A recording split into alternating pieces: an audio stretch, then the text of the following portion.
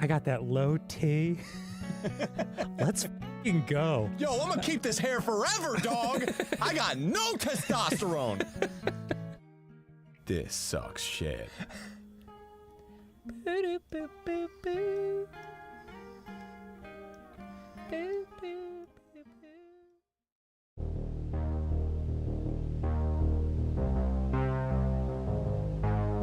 Aaron ordered a hot dog. The hot dog's on the way.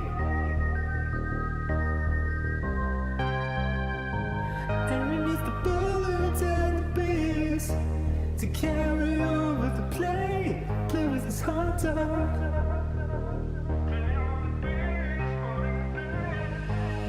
Aaron's on a hot date tonight.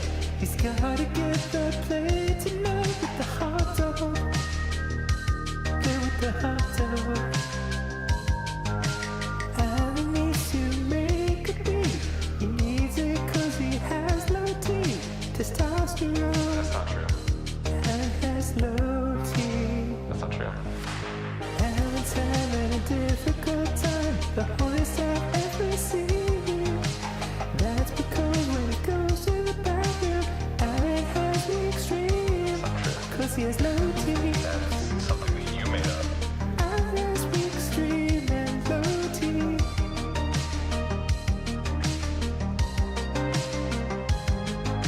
Denial is the first step to recovery. Stop. And dealing with low T. What research is this based on? Heard it on TikTok. It's not true at all.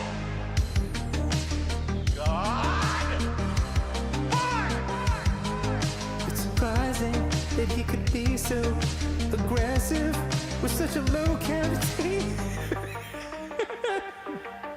Such a low cavity. Sing more about how my T count is low. I'm a beta cuck.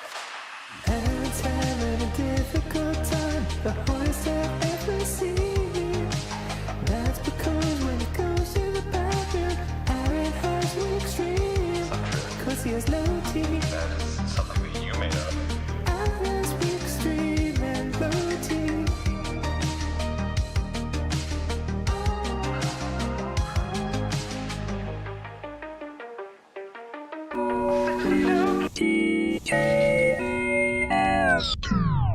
Ladies and gentlemen, are you ready for Aku?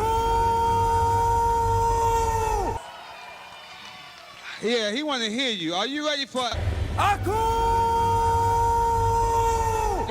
Well, ladies and gentlemen, without further ado, we will have for you Mr. Peter. I'll get closer, We're getting there. Oh, I missed.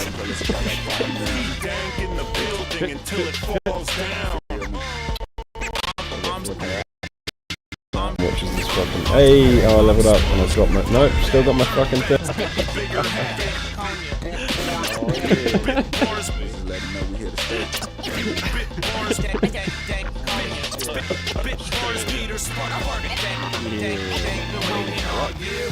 Oh, mate.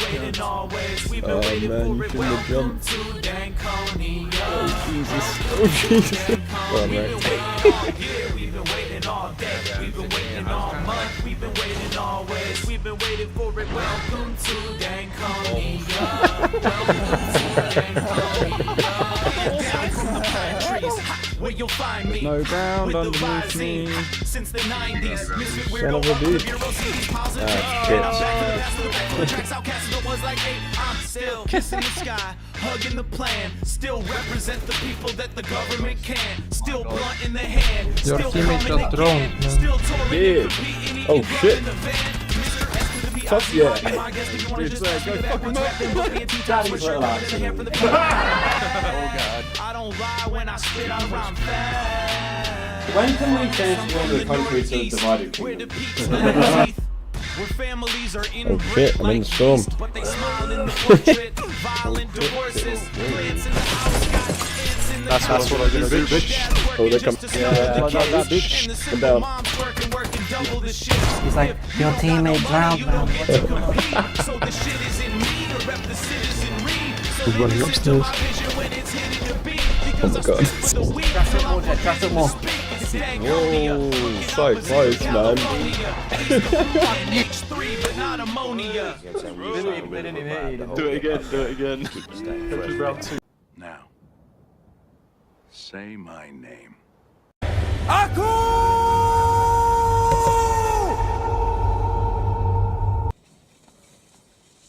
You're goddamn right.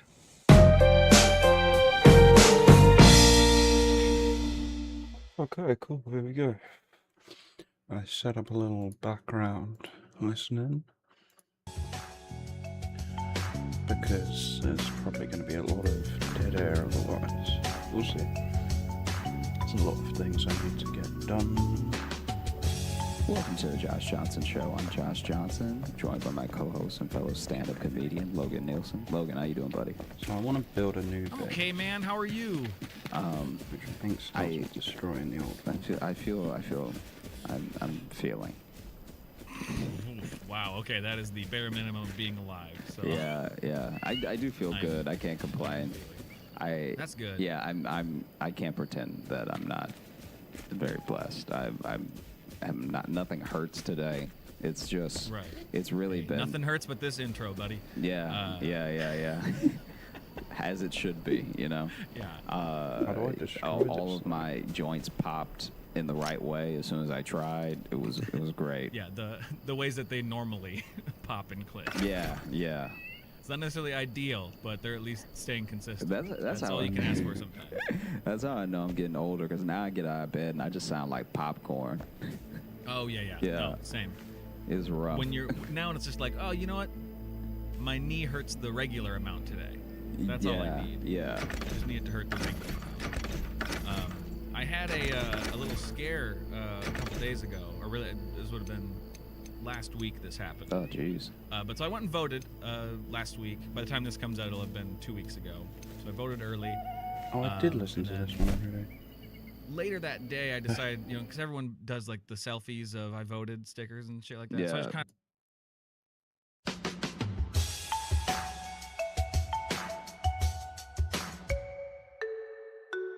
So, when I was little, and the first introduction I had to parkour, this is just mine. was happening in front of me. Okay. I definitely thought one of two things. I was like, either that guy is a superhero, or he has just stolen something. Deactivate alter. Because no one needs to get over things like that unless it's an emergency. Okay. That's true. Okay. You gotta paint a picture for me. Was this, you were just out and someone was doing parkour? Yeah. So I was just walking. Where was this? This is in Louisiana. This is why it's also surprising. Okay. Because we don't have a lot of tall things. Like, if you parkour in Louisiana, looks like Tarzan. So basically. So then were you just out and about, and then just some dude flipped over a, I don't know what you guys have there. I was trying to think of something local, but and then some guy just flipped over a bayou. Isn't that what you have there? Bayous. Flipped over a bayou, huh? He jumped over some jambalaya, or I don't know, Zatarans. I don't know. Did a backflip into some lawn yacht. See, I don't even know what that is. That's just a French word. Oh, okay. No, I'm gonna cut this out. The first thing I had though was flipping off of a levee, and that was like the first object I thought of. In correlation to Louisiana, I'm so sorry for that. It's so fucked up. Keep it in. You think so? Yeah. Okay, so basically, I was just walking, and there were two guys involved, right? And the first guy did this amazing, like, he was running towards this little ledge that protected some hedges, and as he was running towards it, he going forward did a backflip and then landed on his feet and kept running, right? And then there was another guy right behind him, and that guy just fully front flipped over the hedges, right? So both going forward, one did a backflip going forward, the other one did a front flip going forward. And in my head, I was like, whatever that first guy stole, that second guy wants it back real bad. Yeah, what you didn't know is you're watching the filming of Casino Royale. Like honestly, it was one of those things where if someone is that talented at running away from me, I have to let them have it. Like as soon as I have to start running around things, that's extra running. They want it more. Yeah, I don't care what they steal from me. It could be the most valuable thing in the world to me. Once I see a dude flip over anything at all, I'm like, it's good. He can have it. I don't care. He wants it more than me. And I guess I'll just have to get a new Social Security card. Like, I don't know. Just he wins. Okay, so the other thing with parkour for me that always cracks me up, I don't know why I have this, what I know has to be a misconception, but I've always had it ever since I saw those two guys, right? I always assume people that can do parkour can also fight, because it's the same Power Rangers looking stuff. Right, yeah. Well, we covered this. To be a Power Ranger, you gotta flip, you gotta kick. You gotta do both. So all you have to do is somebody does parkour and start treating you like the hedges, and then they just jumping over you and kicking you. Or maybe they just flip over you a lot and they just tire you out and make you dizzy. That's how they win. They just jump circles around you. Have you seen people do parkour in person? No. Especially not now in Iowa. There's if you think Louisiana has nothing to jump over, then oh boy, wait till I tell you about rural Iowa. I imagine them jumping in Iowa, kind of like your levee thing. I imagine them just like jumping at all, and they're doing really cool stuff. But all you can see is them popping up the cornfield and back down, and like popping up and back down. Yeah. Just every now and then a head and or feet just up from corn. Yeah. Anyway, honestly, I'd say that's pretty accurate. I would say that's probably what it would be. Dude, okay, so this is the other thing.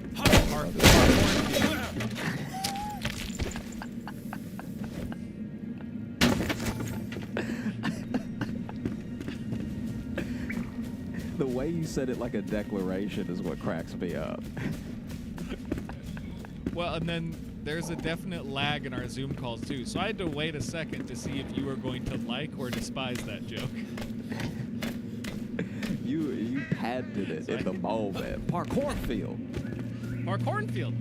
Every now and then, a joke so bad it's worth shouting.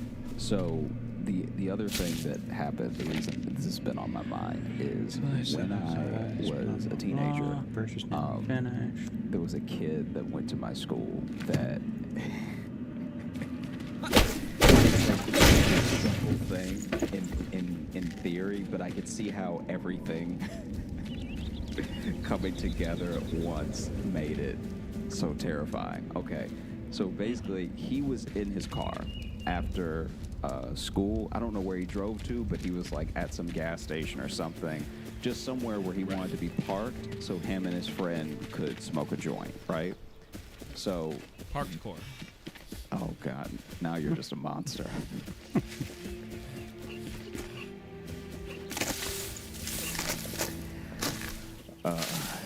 You're the devil.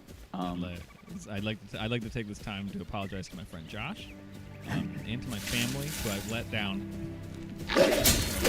We were flying high from parkour field, and I flew too close to the sun with parkour and brought shame upon my good name. Jeez.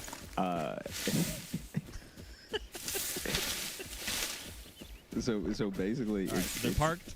Yeah, they're parked, and it's him and his friend, and they're just parking somewhere so they can chill out and hotbox in the car, right? And out of nowhere, a dude a dude falls through their sunroof, right? What? What? Yeah, so imagine you're already high. Oh no. You're already high Oh and you're no. hotboxing. And then a dude just falls through the sunroof. Oh. Now this guy, what was going on with this guy is he was like, I think he was trying to film like a YouTube video or something like that, because this is like when parkour was like hot. Yeah, you know what I mean? Like this is when it was popping. And so I'm sure he had a friend, like it seemed like he had like 3 friends filming it, because there was a guy, because so many people swarmed the car when he fell that I think at least a handful of them were recording it. So he had a guy behind him. He had a guy kind of running next to him to get like another shot, and then he had a guy on the other roof, right? So then the place that they parked in the gas station was in between the gas station and another, like just another business, and he was going to try to clear that gap. From one to the other. Right? So then he's running on this first roof, which is the gas station roof. And then I don't know what type of flip he does, but it almost like a cartoon, he must have just lost air and hit a right angle in the air, because he perfectly fell through their sunroof. Oh no. And so then I wish, I mean, like honestly, I would pay money to get the other guy's video who expected him to clear it, because the guy on the other roof now just has a shot of him falling into the car. Yeah. Or especially if he's further back on the roof, it's just a guy jumping in the air and then falling out of view entirely. Yeah. And then you just hear glass scatter. And so then he's sitting there, you know, with his friend, smoking the joint, and I don't know if they've been hotboxing for a while, but they were like, whatever, the way they tell it, they were very high. And then dude just comes through the sunroof. Oh, God. And so then the guy comes through the sunroof, and then the kid I went to school with, for a split second, he thought it was the police. For like the new SWAT tactic to come through is to just crash through people's sunroofs. We caught you, reefer fiends. And so then brought down by a new crack weed squad. We dropping from the air. Oh shit. So then everyone's swarming this car to like drugs when heating up. Yeah, right.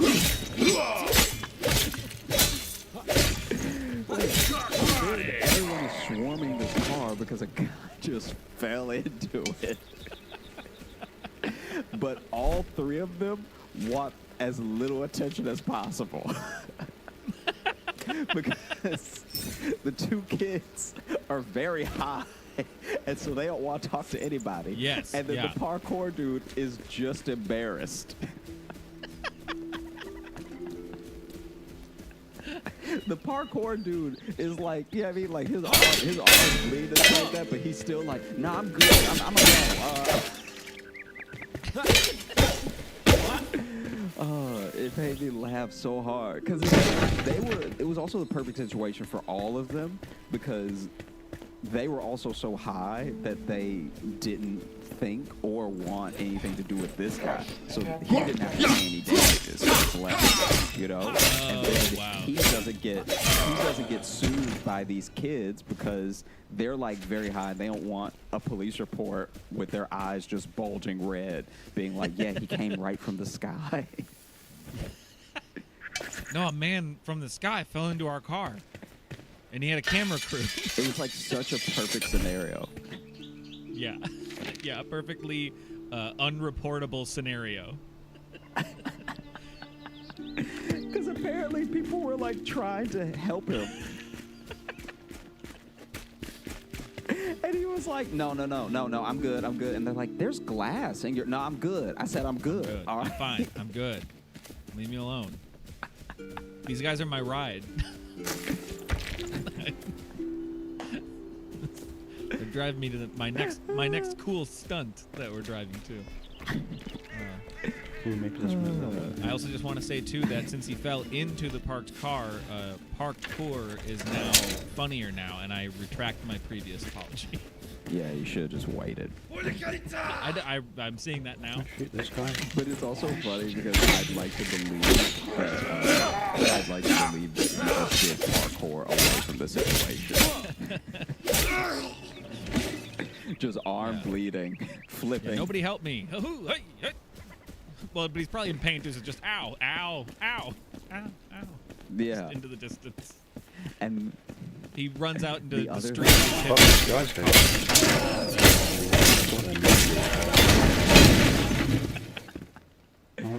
The other thing that really cracks me up is that those two had to like sober up. They had to just like sit in the car with no sunroof now.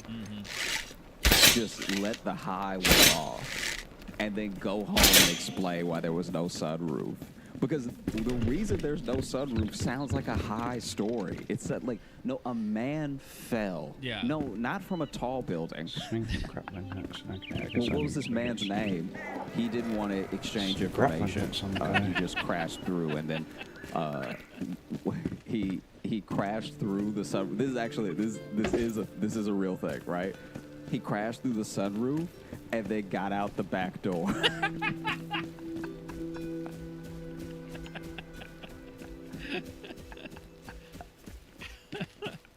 And then him and the Dom and the rest of the Fast and Furious gang had to move on to their next sick move.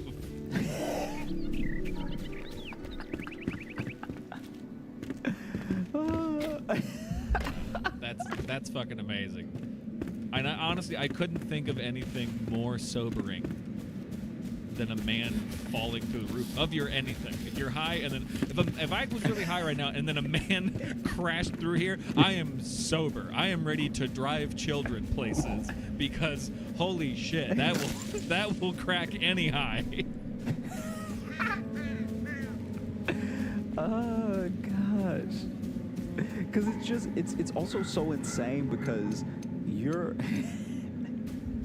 he's also like falling on you. Oh, absolutely, yeah. He probably almost fell into your lap if a man just falls into your lap. Imagine going from hotboxing to the most sober you've ever been in your life in 1 second.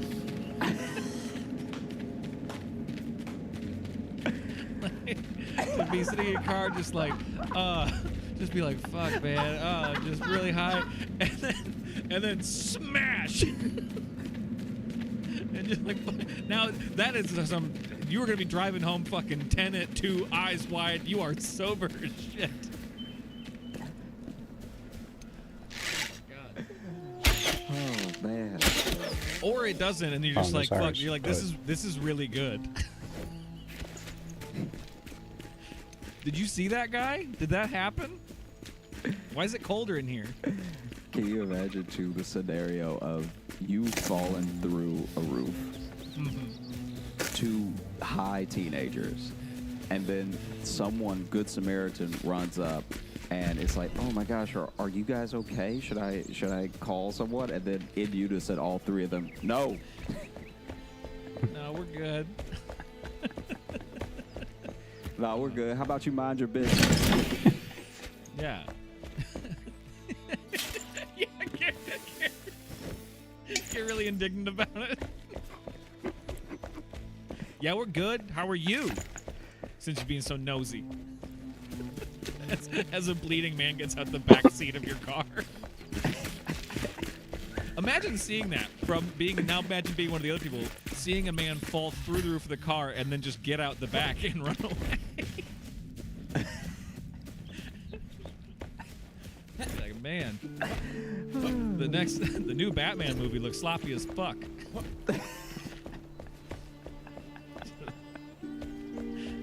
Falling into shit, running away. Yeah, the new Batman's looking a lot like the old John Wick. Well, I don't have any Enshrouded. Do I have Enshrouded in here? Intense. Yeah, I don't even know what is the prank just to smash. Barrel, barrel, barrel, barrel, barrel. Is the prank to just do damage to people's cars now? Yeah. They're now trying to scare teens sober. Oh, that's so annoying. Now the jackass guys have gotten older. They're really trying to, take teens under their wings. I'm Johnny Knoxville, and you're about to be scared straight.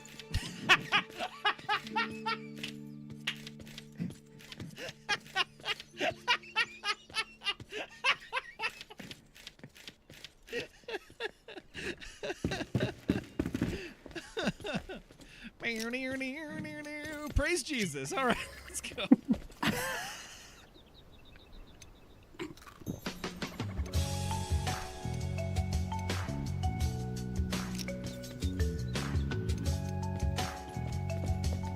I guess back to the fucking Shrouded, unless there's any in this Josh Johnson Show. I'm Josh Johnson, joined by my co-host and fellow stand-up comedian Logan Nielsen. Logan, how you doing, buddy? I'm good, man. How are you? I'm very full right now. Very full. What were you eating? Both on life and this curry, and it. Ooh. Like all my movements feel off. It's really slowing me down. Did you eat like a lot of it, or is it just like a dense curry? So not only did I eat a lot of it, I ate it quickly because I knew we were going to record. And so then I was finishing up something else and then wolfed down these 2 bowls. And I mean, I really burned my mouth too. Like it was a trial. I'm sorry, man. I mean, I'm sure I'll recover, but also, oof. I would hope so. If you didn't, there's something very wrong with you. Your mouth never heals. Okay, guys. You remember in Chicago, I know you do, but Blaze Pizza? Yeah. For people that don't know, Blaze Pizza is basically Subway, but for pizza. But also better. We can't do it like absolutely. that. No. I'm just saying, but it's that general idea of you're going down a line, having it made in front of you, and then put it in the brick oven right there. Yeah. And it cooks like that. That place, I was able to get into the habit of every time I went there, because they bring it right out of the oven, they call your name, and then you have your freshly baked pizza. And everyone, the first time they go there, they immediately dig in and burn the shit out of their mouth. So I started getting in the habit, I'd go there with new people, and then we'd sit down and get ready, and I'd go, nope, wait a second, it's gonna hurt. And I would just make everyone at their table just sit for a second. I'm like, trust me, you're gonna want to trust me on this. I've hurt myself too many times on the fresh pizza. You just put up a caution light right in front of the plate. A little egg timer that I set for like 2 minutes. There's nothing that like makes you feel like an idiot. Burning your mouth more than once on your food. Because the first time is like, look, that can get anybody. All right, anybody can get got with that. Because it didn't burn your hand, so why would it burn my mouth, right? But when you burn yourself that 3rd time, you have to wonder, like, should I be able to vote? Yeah. No, man, but like you nailed it. Like 3rd time, but like the first time I went, I was like, oh my god, it's so hot. The second time I was like, oh god damn it, I did it again. And then by the 3rd time, you're just like, I need to learn. Yeah. I need to be smarter than the pizza. Yeah. Yeah, because even when you pick it up, when you burn yourself that 3rd time, you really change your perspective on a lot of things. Like you nailed it with the I need to be smarter thing, but I've also been like, how many more times am I gonna burn myself? Like, because once I burn myself the 3rd time, I'm like, I think I might be burning myself. I think I just don't know what hot is until it's been in my mouth too long. Right. Yeah. So no, Yeah. Do I understand temperature? Yeah. Now I always thought I knew what hot and cold were, but now I'm wondering, do I know it? Yeah. I mean, Blaze Pizza is. Well, that's even such called a Blaze. treasure. It warns you. Yeah, they tell you it ahead warns of time. you. I'm sure before This Blaze. is gonna be hot as shit. Before Blaze, they were probably called like Rabachinos or something, and then they were like, everyone is burning themselves. Everybody's immediately burning their mouths. We need to start calling ourselves. Yeah. How about blister mouth pizza? No, 2 on the nose. A little gross. Yeah. What about char mouth? And it's like, that just sounds bad. That sounds like a Pokemon. Yeah. And then they were like, I how choose about you, Blaze? Charmouth. Blaze, there we go. Blaze sound good? Yeah, You sounds like an fucking kidding American me? I had it gladiator. this long and that's just in this chest. Alright. That's what we're gonna do. Whoops. Because our pizza will punch you in the fucking mouth. Because I'm telling you, man, I there's nothing. There are certain things that just truly, this goes without saying, but there are some foods where it is not worth burning your mouth for. Because I have burned my mouth at a Subway. Really? Yeah. So I've never gotten anything from Subway, even after they put it in the oven, that stays hot enough to even burn me. Dude, I don't even know what was happening. So you know the bread isn't bread, right? So the bread is already a lie. So what do you mean that the bread isn't bread? The bread isn't bread. All right, the bread is coming through with falsehoods. The bread is coming through with lies. The bread is coming through with treachery. You really need to say more than that, though. What do you mean how the am I bread is saying lie? more words and you're not understanding more? The bread. Because the more words you're saying are just synonyms. I mean, why? What do you mean the bread isn't bread? Is it artificial? Every country besides us knows that bread isn't bread. Oh, here we go. Grappling There with are other Clyde. countries where they've been like, hey, Shroud sports. I've got all that shit. I've got all that that's shit not too. a sandwich. Hell yeah. Don't lie to people. Well, no, that I stand by that. It's not really a sandwich. Yeah. So then the bread is just an abomination.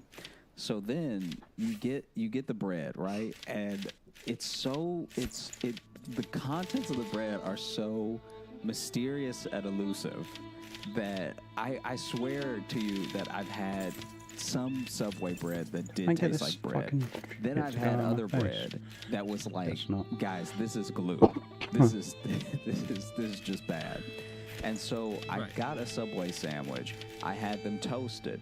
And then when it came out, it might as well have been magma. It still looked like bread, right? Right. But it was hot to the touch. It was still Cool, kind of let's make some soft, so meat it didn't shit. toast. Like as hot as it got, it didn't toast. It almost like it was almost like it reversed back into hot dough, because I was just holding this like Put it through again. Put it through again. It'll just be flour and egg. Yeah. I feel like if he had put it in for 2 more minutes, it would have just been a bunch of yolks on top of some lettuce.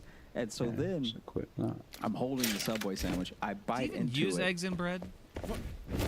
Whoa. Maybe I'm just talking. That's pretty crazy. fucking I cool. think I'm the one who brought up Expect eggs. because the Maybe they flour. do. Okay, let's check out this Because the little flour. chest. All right. Well, I was trying to help you, but no. I'm gonna move on. I'm just gonna wrap it up real quick. So then, basically, You think for how much British Bake Off I'm watching, I'd know what goes into bread, but I don't. I just know they go, I've got to get in the prover right now, otherwise it won't be ready to knead. it might be water and flour. I think it's flour. I don't think. I mean, maybe that's why I'm no person to judge, because I don't actually know what goes in bread. I just know that Subway bread isn't bread. Can't wait for the emails about how to make bread. Yeah, right. Anyway, Here's I what, bite here's into what bread it, is, you dipshits. and it burned me so fully. It burned me.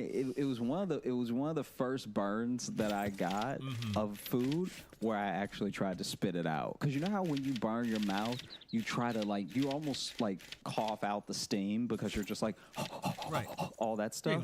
And I didn't do any of that. If you close it in, it gets hotter, so you have to just leave your mouth kind of open. Right. Give it a little steam shoot. I didn't do any of that. I bit it, Okay, what do I need burned for myself, some and then better? just let it fall out of my mouth. And it Where's the took fucking guy way too every long time? to fall out of my mouth. This was Can I not make some bread. here? Right, it's just a This is fork. insanity. Get ready. Yeah. And so then I felt like it was so bad that I wanted to make a big deal out of it, but I didn't want to end up like the hot coffee McDonald's lady. You know what I'm talking about? Like remember they handed her the hot coffee and she burned her like whole midsection because the coffee was like dangerously hot. That's what it felt like what this bread was. It was like, you shouldn't be serving bread at that temperature. All right. Right. So then already that was your first mistake. Then you didn't even give it a second to cool. You just cut it and handed it to me, and I could feel how hot it was through the paper. And I was like, "This is Okay, you so just now I served need me hot some metal." cloth. And so then, you know, it was my fault for biting into it, but I immediately tried to spit it out, but it was coming out of my mouth too slow. I feel like I burned. I did just burn my tongue and the roof of my mouth. I burned 3 lip Okay, should be hairs. enough for some Like 3 shoes and a hat, mustache hairs maybe. came with it. Just got Better than making singed fucking all the way disappear to down. this time. Yeah, you smell burnt hair now. Yeah. Because the bread touched your face. Oh, it was bad. That's interesting though. You bring up the hot coffee McDonald's lady, because that's always one I love telling people about, because everyone just knows it as some idiot burned themselves with coffee and then sued McDonald's because the coffee was hot. It's like, that's not what happened. She got 3rd-degree burns and went into shock. Yeah, it's also great marketing on McDonald's part, because that's the story they told. Oh, they did a great job of twisting it. But actually, she actually won. She got McDonald's to pay for her medical bills because she didn't want like a huge settlement. Yeah. She just wanted like, hey, pay for my new crotch flesh, because they had to do skin grafts. Like they had to literally do skin grafts on her thighs, and then they found like, oh yeah, they were serving the coffee at it was like 100 degrees over what it was supposed to be.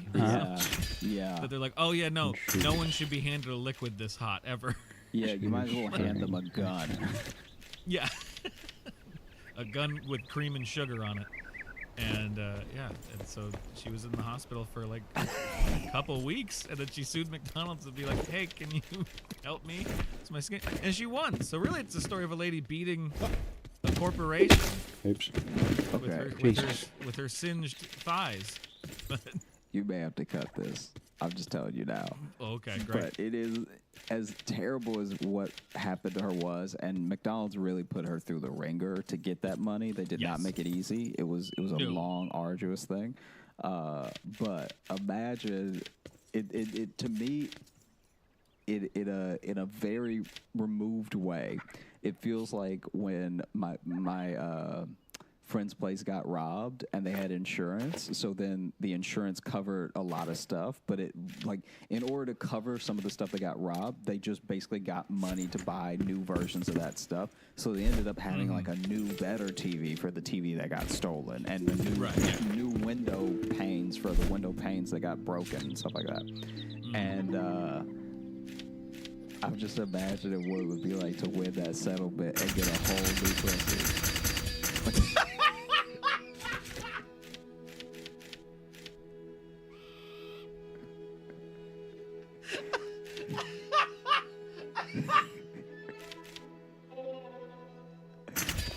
That is just... You took me on this kind of little walk. I was not expecting it to end there. I mean, yeah, you know, who says money can't buy happiness? You get a new model. You get yeah. Grandma could be ruining men's lives with that new tight shit. Yeah, she looks at her husband just like, and you think I never get you anything nice, you know?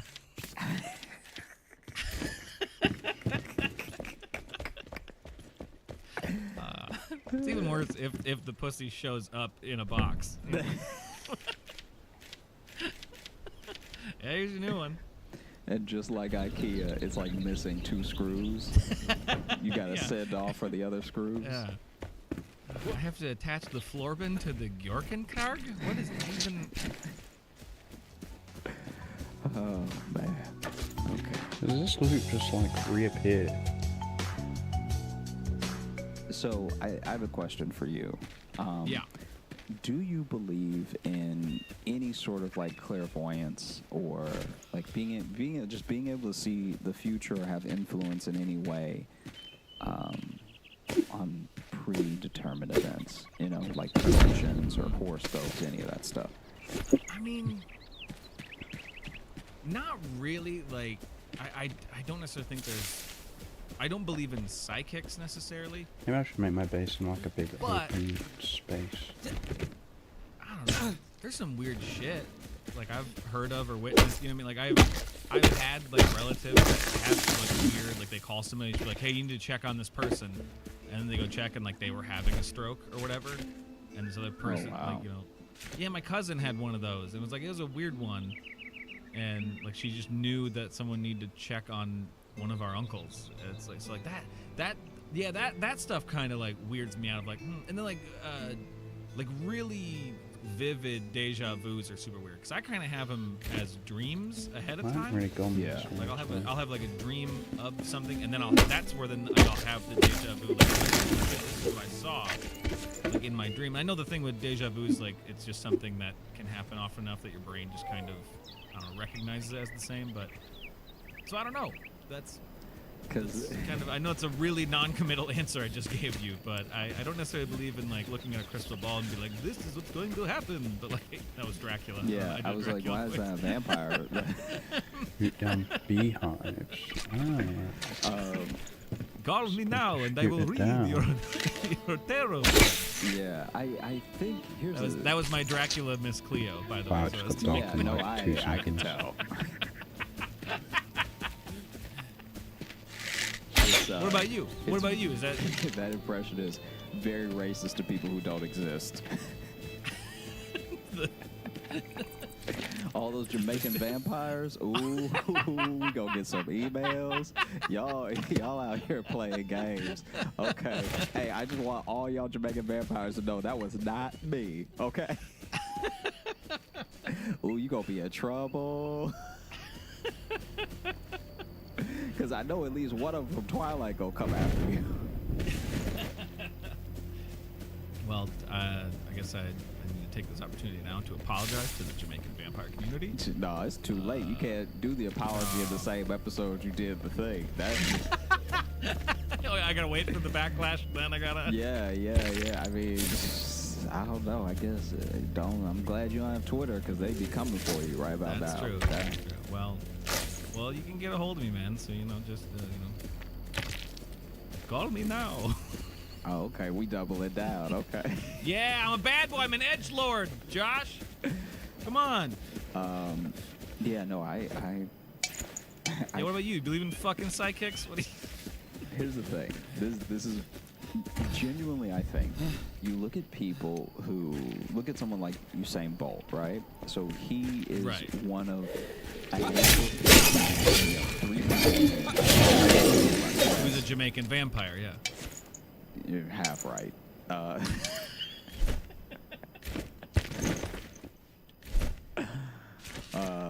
It was funny that you immediately then brought up a Jamaican person. Yeah, no. I haven't disagreed with the way that you've been pulling these through lines together yet. I'm just saying.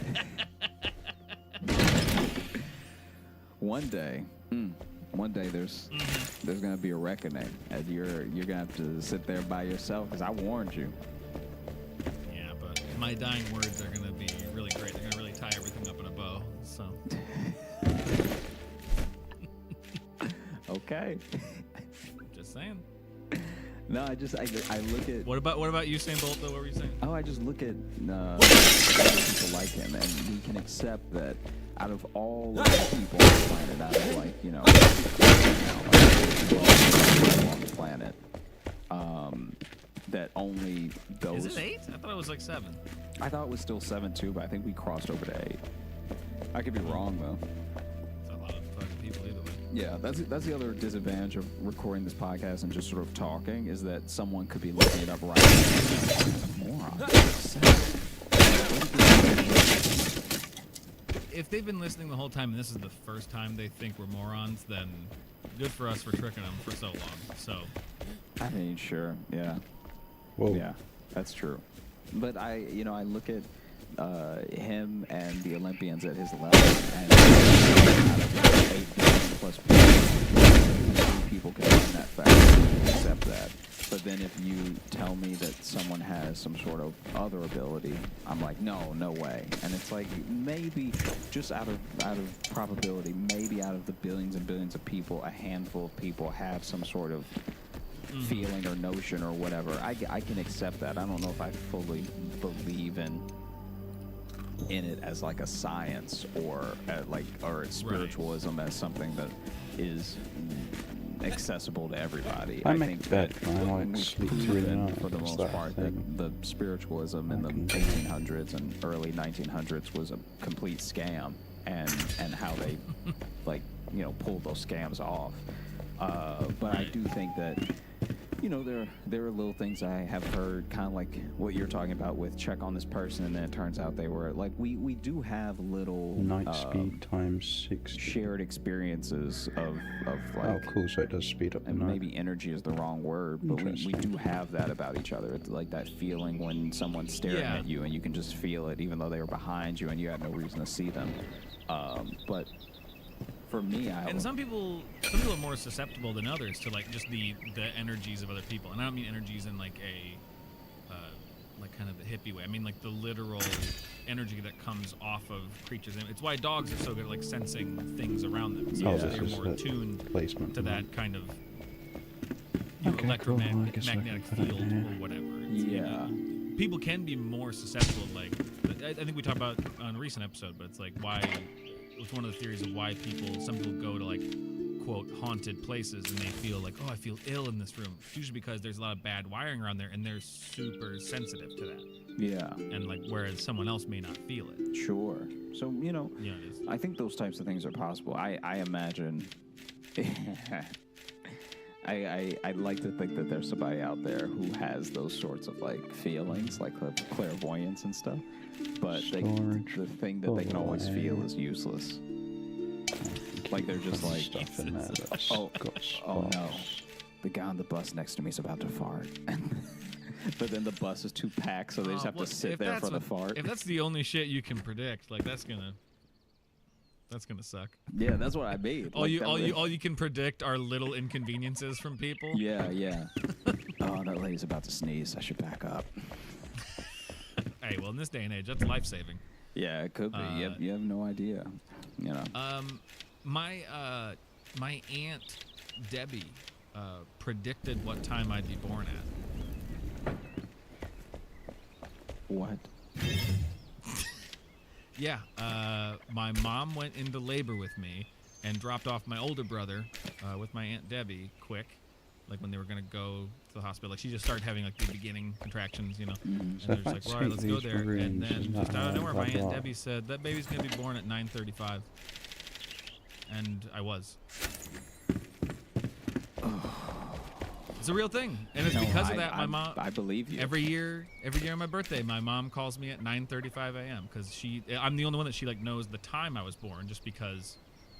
I mean, it's written down elsewhere, but my brothers, I just don't think that one just sticks in everyone's head because out of nowhere, my fucking aunt just lobbed this amazing, full court shot. Yeah. 9:35 buckets. Turns out your aunt was also like a midwife, so she just can tell from the contractions, like, oh, this is gonna be a 3-hour baby. It's gonna take a while. Is that the spin-off to 90 Day Fiance? Is 3-hour baby? But yeah, so like that. That's fucking weird. Yeah, I have nothing more to say about it than that's fucking weird. Was that just a really lucky shot? Maybe. Yeah. Did something tell her 9:35 in her head? I don't know. Never really asked her. I wouldn't even want to know. I wouldn't even broach it. She might accidentally tell you how you die or something. You don't even want to know. Oh, right. Like that's a question. That's one that always comes up to people. If you could know about your own death, would you want to? Like, if you knew when you were going to die. Yeah. I guess that leads to the other question of, like, if you found out, could you change it, or is fate sealed? And so, right. I guess if I could change it, and it was something very dumb, then I would try to both find out and change it. But if it was something that was, like, a little bit more inevitable, I would just try to enjoy my life as much as possible up until the point. That's the thing. It's like, if it's like, oh, no, you're going to die in this day no matter what. Yeah. Like, well, then I'm going to live for that day then. I'm going to do everything I can to just have fun and make people happy. Yeah. But if someone was And like, then- "You're gonna And I don't got to worry about really saving money if I know what day I'm gonna die. you're gonna die at this club," it's like, "Oh, I just won't go. I already don't like clubs. They're too loud." Right. Who dragged me there? That's like the prediction is of a place I don't like going. Like I don't even like bars like that. Why'd I go there? Yeah. It's funny that you mentioned your aunt because I knew a kid in high school who in front of me. So I guess his parents were there, and I feel like this was for science class or something. The reason he was asking, but he was like, "Mom, what time was I born?" And she was like, "You were born right at noon." And then he was like, "Okay, AM or PM?" And she just did the thing you did. She just sighed. Like, I mean, she just that's sighed one, forever. That is one that people fuck up a lot. Because people think that 12 p.m. is midnight. A lot of people do. And they're wrong. But yeah, but he wasn't even doing that. Because the number wasn't 12. He was saying which noon. That's true. Yeah. Which noon? She said noon, and he said, "Okay, AM or PM." Yeah. Which is a special type of dumb. Like, Yeah. it wasn't as if lunch noon or dark noon? Yeah. Which noon was I born at? And then she went.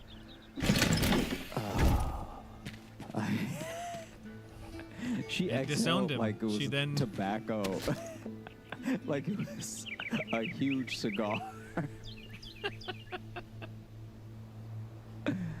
Oh man, yeah, I don't know. I have been thinking about it a little bit, just because, I have had my own run-ins with fortune tellers that have not been pleasant. God, that is a loaded intro. Well, I've had my run-ins with fortune tellers. So, because I grew up in Louisiana, and so when I would go to New Orleans, and this is much later. This is like when I'm in college and going to New Orleans and stuff. Mm-hmm. When I would go to New Orleans, they're just in like the French Quarter and stuff, and you're just chilling.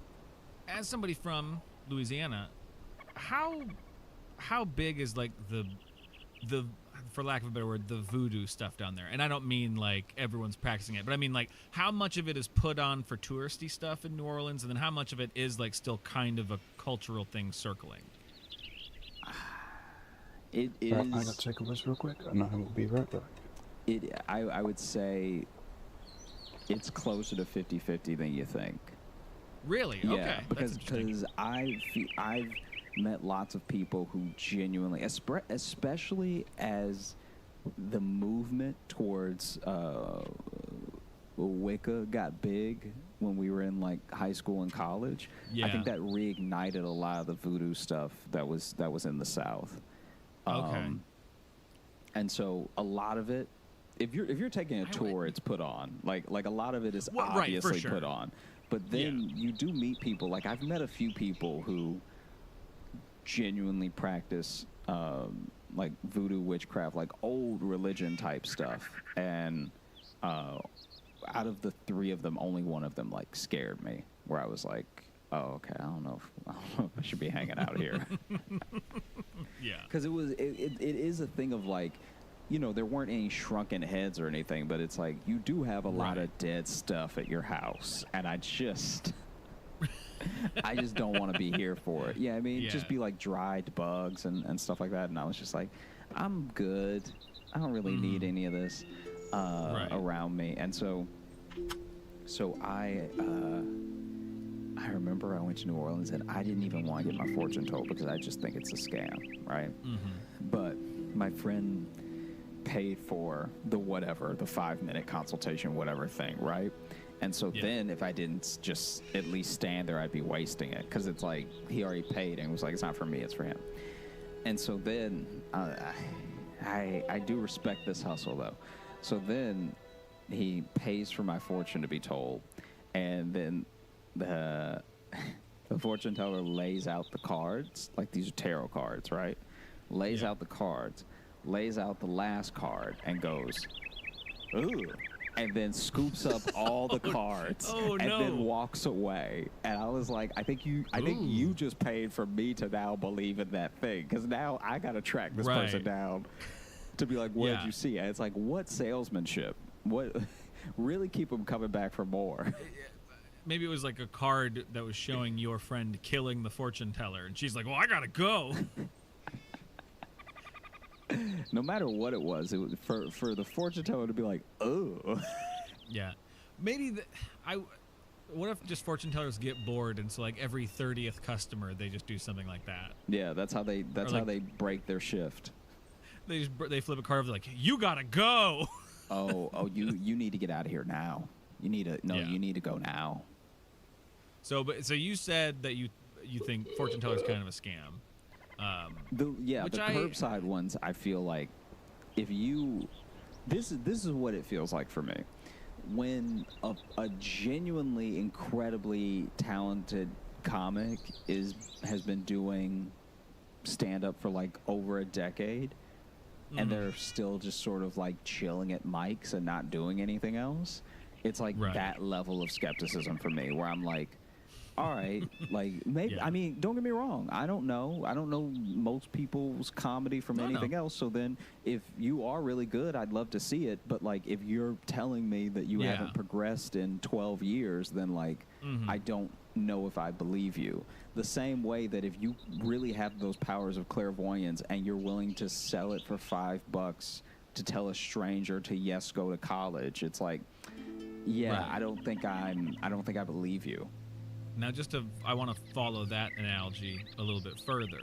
So then what would be the next, like if we're going comedy equivalent from like open micer, what's the comedy equivalent, the next step up versus the next step up for psychics? I think those people who genuinely, off of recommendations of other people, go to people's houses and tell their fortunes and stuff. Like that's a real thing. So that's now being like that's like a showcase comic. That's like a showcase comic. Yeah. Now you're getting some showcase spots. You're making some money. Yeah. Maybe getting on the road maybe a little bit here and there. That's what the house cleansers are. Yeah. Because I'm telling you, man, there's money in there. If you Well, you're gonna have a Rolodex of places that need, time or whatever they use. Yeah. So what is it they mostly use to? Is it that? Oh, I think it's time. Yeah. And sage. Sage. That's what I was thinking of. But then after that, it's the same as comedy. Then after that, it's identical. It's like you get your own show. You get a national tour. Yeah, maybe a Netflix special. Yeah, and then you've kind of burned yourself out. You actually don't want to rise too fast. Like those people who are just like, have you ever seen one of those things where the person's just like horrifically wrong? Oh, and like the TV prediction stuff.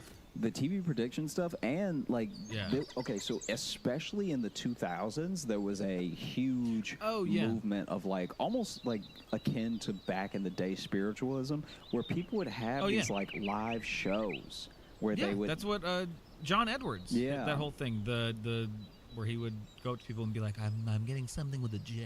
Yeah, and he would just do that over and over Take again. a slight deeper. Toast. Found with most of those, it's just having a research team. It's pre-interviews in line. There's all these little tricks they do to get information out of you to make you go, oh my God, that is my uncle. Yeah. Oh my God. I feel like I would just go. You knew I had an uncle. Like, Well, when you said your mother was one of 7, I took a wild guess that they weren't all girls. No, I've watched some of those, and it's very funny to me when. My mom was very into some of those. Really? When those were on. Yeah. My mom, she's on this weird spectrum of mysticism. There's clearly she kind of believes in some magic a little bit. But, and then also she can be very pragmatic. I don't know. She's in that. She's really got one foot in either camp. I think waiting to see who turns out to be right. Sure. Yeah, man. Because I cannot imagine if there have been psychics this whole time and the world just is the way it is, that would either mean that, like, you know what I feel like it is?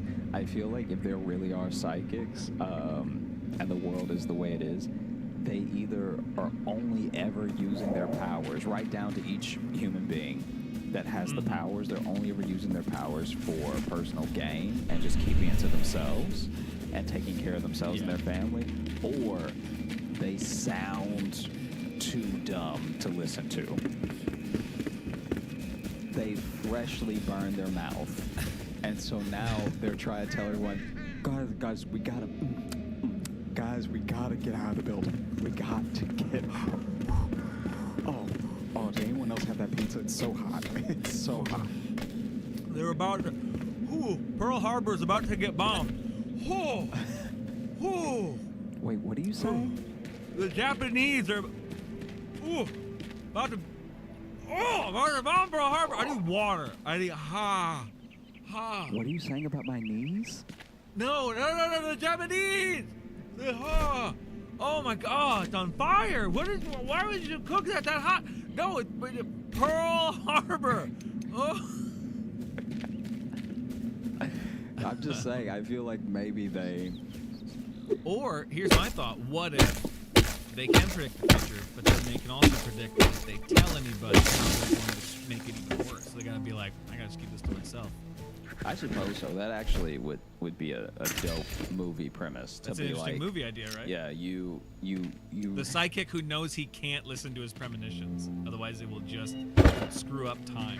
What would be really funny about it is that all of this stuff is happening on this like Inception, Christopher Nolan level, but the actual story world is taking place with a guy just like sitting on the train. Because in his mind, he's just thinking about what would happen if he did the thing, and then what would happen, and then what would happen, and then what would happen. Oh, and shit, I just realized that movie that movie exists. I just realized. What is it? And it sucks. Are you going to say Next? With Nicolas Cage? The Nicolas Cage movie. Not quite, though. Not quite. Because with Nicolas Cage... Okay, so... But it's the same thing though, where it's like it ends. Spoiler alert for Next, but it goes through this whole action movie of him predicting stuff. But then the whole conclusion is that he realizes if he meets this girl, it all goes that way, and so he walks away from her. Like that's kind of how it all goes, isn't it? Or it takes a huge step back and undoes a lot of the movie, where it's just you realize that's all just premonitions. Yeah, I feel like it did to the middle of the movie though. Maybe not when he met her, but also this whole. Well, that's fucking butterfly effect too. Yeah, sure. Butterfly effect is much better. Damn it! This movie's been written and it wasn't good either way. Butterfly effect. I remember it being fine when it first came out. I'm sure if I watch it now, I'll be like, major plot. Fine, but when you do oh my god, oh my god. That's like started premonitions and stuff. Finish my toast. Yeah. Now moved on to spoiling every movie from 2005. Well, you know, I may not believe in psychics, but I could have predicted that would happen.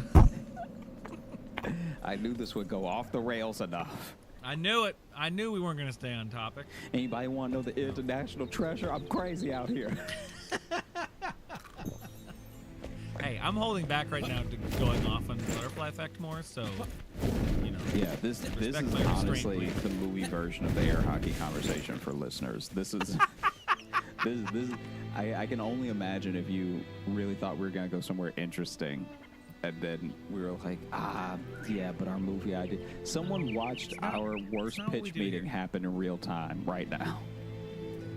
Oh, I would love it if we did a pitch meeting where in the room we realize the movie we're pitching has already been made and we don't like it. Yeah. Imagine that, like doing that like at a conference table with studio execs. Yeah. And they'd be like, oh, no, wait, that's like Next. Oh, that wasn't good. Never mind. Thanks for having us. Yeah, I'm so sorry to take up literally any of your Yeah. your day. Now those Danishes out front, are those for anyone or? I find when you have to ask, they're not for you. No, they're not. You gotta be confident in taking them. People usually tell you when the Danishes are for you.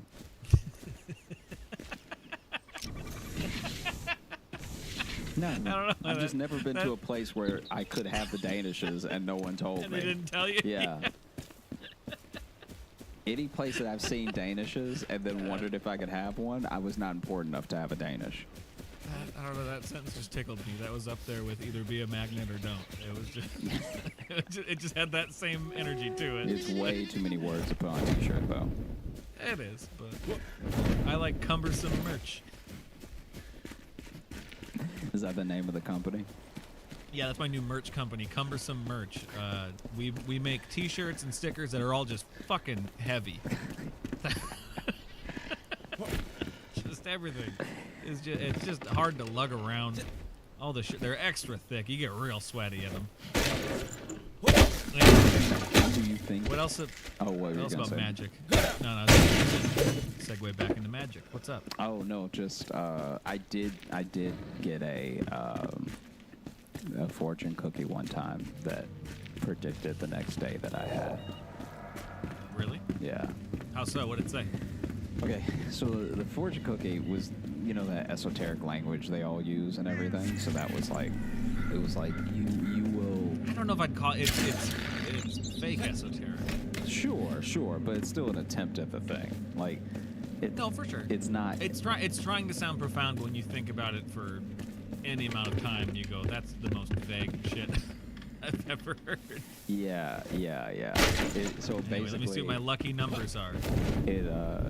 It was like you will have to be more flexible than you've ever been before, which was like weirdly direct, right?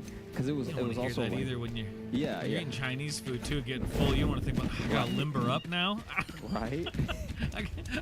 I got the meat sweats. I'm gonna lay down after this. Right. I gotta start stretching out my hammies. Shit. So am I about to get chased? Am I about to get chased right now? So tell me. You have to tell me, fortune cookie, if I'm about to get chased right now. Sorry, go ahead. Oh no, just it was like you will have to be more flexible than you've ever been before, which is already like a real full sentence for a fortune cookie. Like yeah, like what I and broke could mean it a open, variety of things. Yeah, when I broke it open, I was like, this needs to be also on the back. You can't really fit this many words yeah, on one side. I need a deciphering on the back. Yeah, and so then the next day, I Toast was good, but I thought that it was peanut butter, bro. had a date, and this particular date, I was supposed to cook at home for the date. Okay. Right? I forgot that up until like 2 hours before. Wow. Yeah. That's a big thing to forget there, bud. Because in my mind, I was like, oh yeah, I never asked where we were gonna go, and then I looked through the text and I'm like, oh no, what? It's here, and it's like, and I gotta cook something like now. Did you? So I'm assuming you offered it then. Yeah. And forgot that you offered to, because that shit would be on my mind ever since I offered it. Yeah, but it had been like a week or something, and so then I was just looking like left and right nonstop for like different things that were already in the fridge, right? And nothing that could make a meal was there. Yeah. Nothing that it was nothing that wouldn't look like I learned to cook in prison would. Right, yeah. So then I had to run. Okay, that makes things a bit easier. Spread. Yeah, right. I had to run to the grocery store, and then was trying in the moment to decide what I was gonna cook. So then I could have just gone with something easy like spaghetti, meatballs, whatever, right? But I was like, it didn't occur to me that I could just do something simple, because then in my mind, if I went too simple, it would look like I. That doesn't sound good. Oh, good. Dinner. So I really wanted Oh my god, there's loads of them. And so I settled on I'm gonna die again, aren't I? chicken parm. Okay. which already not crazy, not like it's not a souffle, you know what I mean? But I was getting the ingredients I was getting were too like I could have just bought sauce. You know what I mean? I still in my mind was like it didn't occur to me that I could just simply buy the cutlets, bread them, you know, heat them up, bake them, whatever, get the sauce ready, throw the sauce on, throw the cheese on. I went way back. I went like, I just bought a whole chicken. And now I gotta learn how to cut its head off and pluck the feathers. Right, so I just bought this whole chicken. And then I didn't buy the sauce. I bought like tomatoes and basil and like pepper and like just like I passed the sauce to get this stuff. And wow. So you, having completely forgotten that you were going to make dinner at home, you decided now's the time to learn how to make everything from scratch. Yeah. Wow. Because in my head I was like, I give you credit for the confidence. It wasn't confidence. I know it was a panic. Yeah. I was trying to dress it up for you, but I've never in a panic bought a whole chicken. What do I? No, I guess this. So I admire how unearned confident your panic attacks are. And so I rushed back home, and luckily it's not like too far, but I've burned 30 minutes, so now I have an hour and a half, which already does not seem like enough time. Does leave a lot of room. Yeah, to get this whole raw chicken in any form.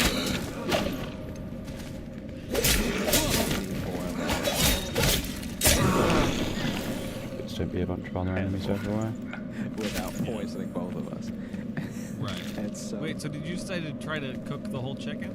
Yeah, in my mind, it was going to be quicker to cook the whole chicken than cut a piece off and cook it. Alright, so I guess I go up there. Obviously not! Fucking obviously not! It's so much faster to just cut a little piece off and I thought the juices would flow better and stuff. I thought like... Oh god. And so then I was trying to do so many things at one time. I was like grating the cheese because I had bought a block of the like Parmesan cheese. So I was grating the cheese onto a cutting board, and then I was also chopping up the tomatoes and like dicing some onions, all this stuff.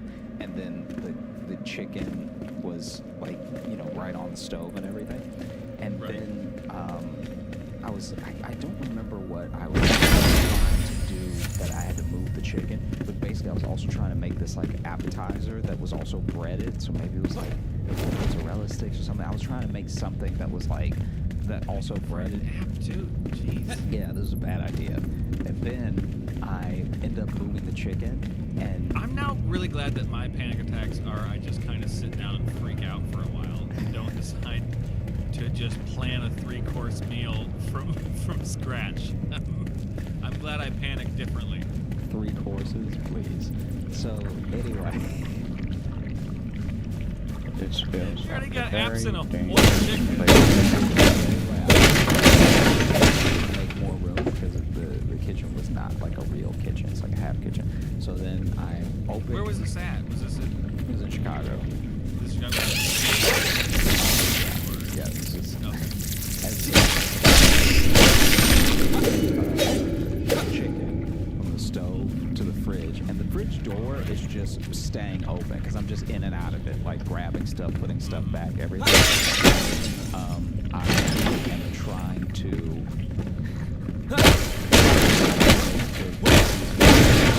It's in my mind. This is also very backwards, but in my mind, I was like, if I can at least get the mozzarella sticks done, I could always. I could always finish mozzarella sticks and then be like, oh yeah, and follow up, but we're gonna have to order out, like, because at least there's something, you know what I mean? Like, take care of the easy stuff first, right? So then, So then, as I'm moving, it's on a plate. Uh-oh. Oh my god, he looks very angry. What level is he?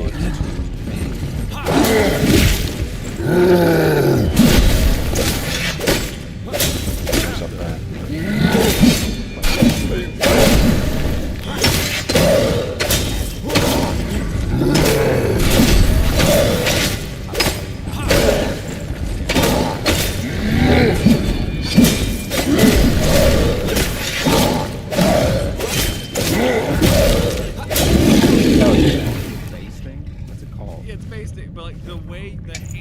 Backpack, are you fucking kidding me with this every goddamn time? Yeah, I was just shooting spices and stuff into the chicken. What is this hand movement? I don't know. I didn't know what I was doing then. It looks like you're trying to line up a pool shot, but you've never played before. And so basically, it starts to roll off of the plate and out of the fridge, and so I make this move to catch it. So I catch it in my left hand, and I'm leaning to keep standing where I am because I didn't jump for it to hit the ground because I felt like it would still either fall on my face and I would get like raw chicken in my eye, or it would just hit the floor. That's the boss, does that man just go onto this red? Why this happened?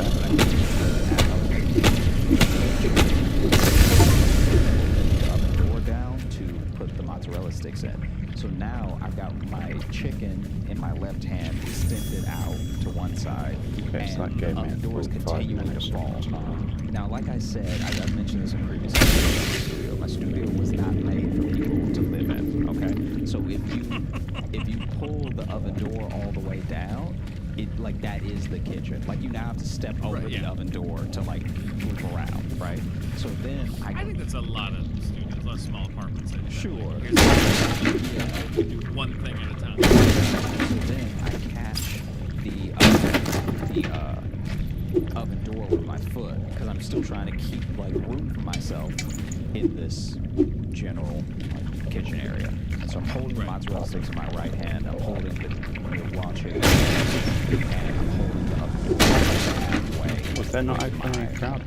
Right foot, and then I thought the cloud unfortunately was right, and then I dropped all of it.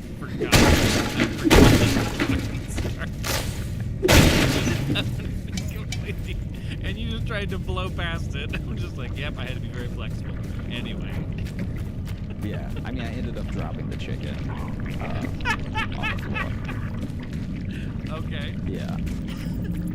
So then I'm now past sidekicks and fortune cookies and everything.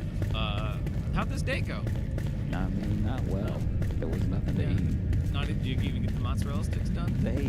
No, it looked really bad. It looked really bad. It looked like I shot a bunch of mozzarella sticks in the face. Because I don't know how they get mozzarella sticks to close. Like mine just looked like two dry logs with all the mozzarella seeping out when I pulled it out of the oven. Okay. You did breading around them and everything? The breading was what held. So the breading was holding like a log, and then the mozzarella just seeped out. How much of this area is cleared now? Okay. Yeah. Did you cover the ends, or did you just roll it? I don't remember what I did, but whatever I did was wrong. I mean, I don't know why I'm asking. I don't really have notes to make it better. I'm just trying to. Yeah, I mean, when I pulled it out, it was really bad. Right. Yeah. Okay. So, how do you feel like you could have?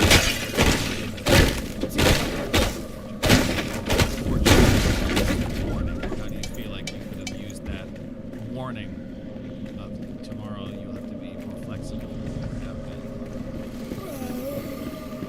You should have just ordered in and thrown all the takeout boxes away.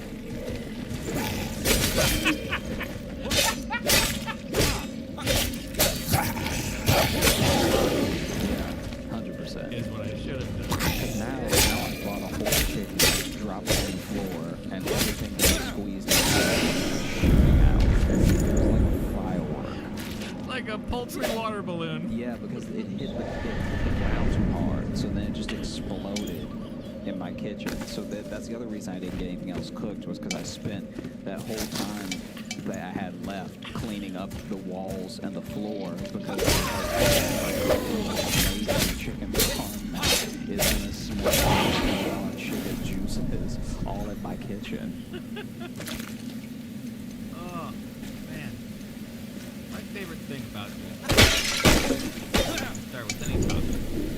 Started with mysticism, the idea of premonitions, psychics, and it's fun to just dropping shit. I didn't even know a chicken could do that. Like, you would think the chicken had way more holes than the one that I was putting all the juices into. Right. Because, like, it legit, it was like someone put a stick of dynamite in it. Because, like, obviously it didn't explode where there was, like, a chuckling over here. But, like... Hey, if anyone would find a way to do it, it'd be you, bud. But, dude, when I tell you, I could swear that I dropped it from, like... Oh, how do I fucking get out of this goddamn place? Waist height. So it's not like I threw it down or like I was holding it up and it... Spiked it in victory. And the way that it was shot, like, just run around here as much as I want. And like, chicken stock, juices all over the drawers.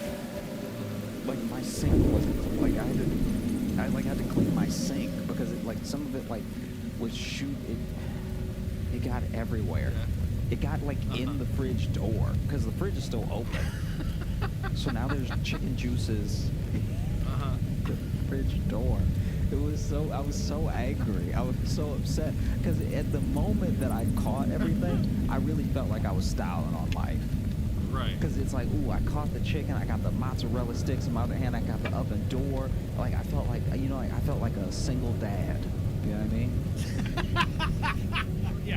Yeah, really just doing it all. But then I juggling all the responsibilities. I dropped the chicken and got chicken juices on my knees, and then the mozzarella sticks burned out. Like, they just leaked immediately.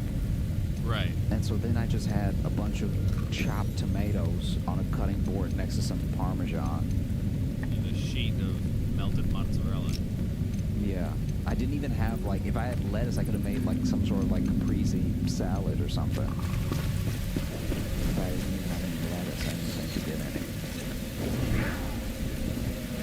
Well, I think that settles the debate. Fortune cookies are real. Yeah. Yeah. It's actual magic. Yeah. Alright. Mystery solved, I think. Yeah, if you ever get a fortune cookie that's like a whole sentence, you should burn it. Yeah. You think that solves it, or just gets it out of your mind? I would be interested in what burning a fortune from a fortune cookie would do. Well, I mean, probably nothing, since they were just something invented by a guy in San Francisco. But they have no ancient mysticism wrapped up in them at all. Sure, but I'm just saying, maybe if I had burned it, then, you know, I would have been able to at least throw together some hot dogs. Why, you think that would make the date go better? I think having any Is if she came over to your apartment? Any food prepared would have made it better. I don't know. For me personally, I'd rather know someone screwed up trying to make something good than if I got there and like, yeah, I made hot dogs. Okay. Would you rather Yeah. have a hot dog or not eat? Those are your options at 7 o'clock. We can always go somewhere. Yeah.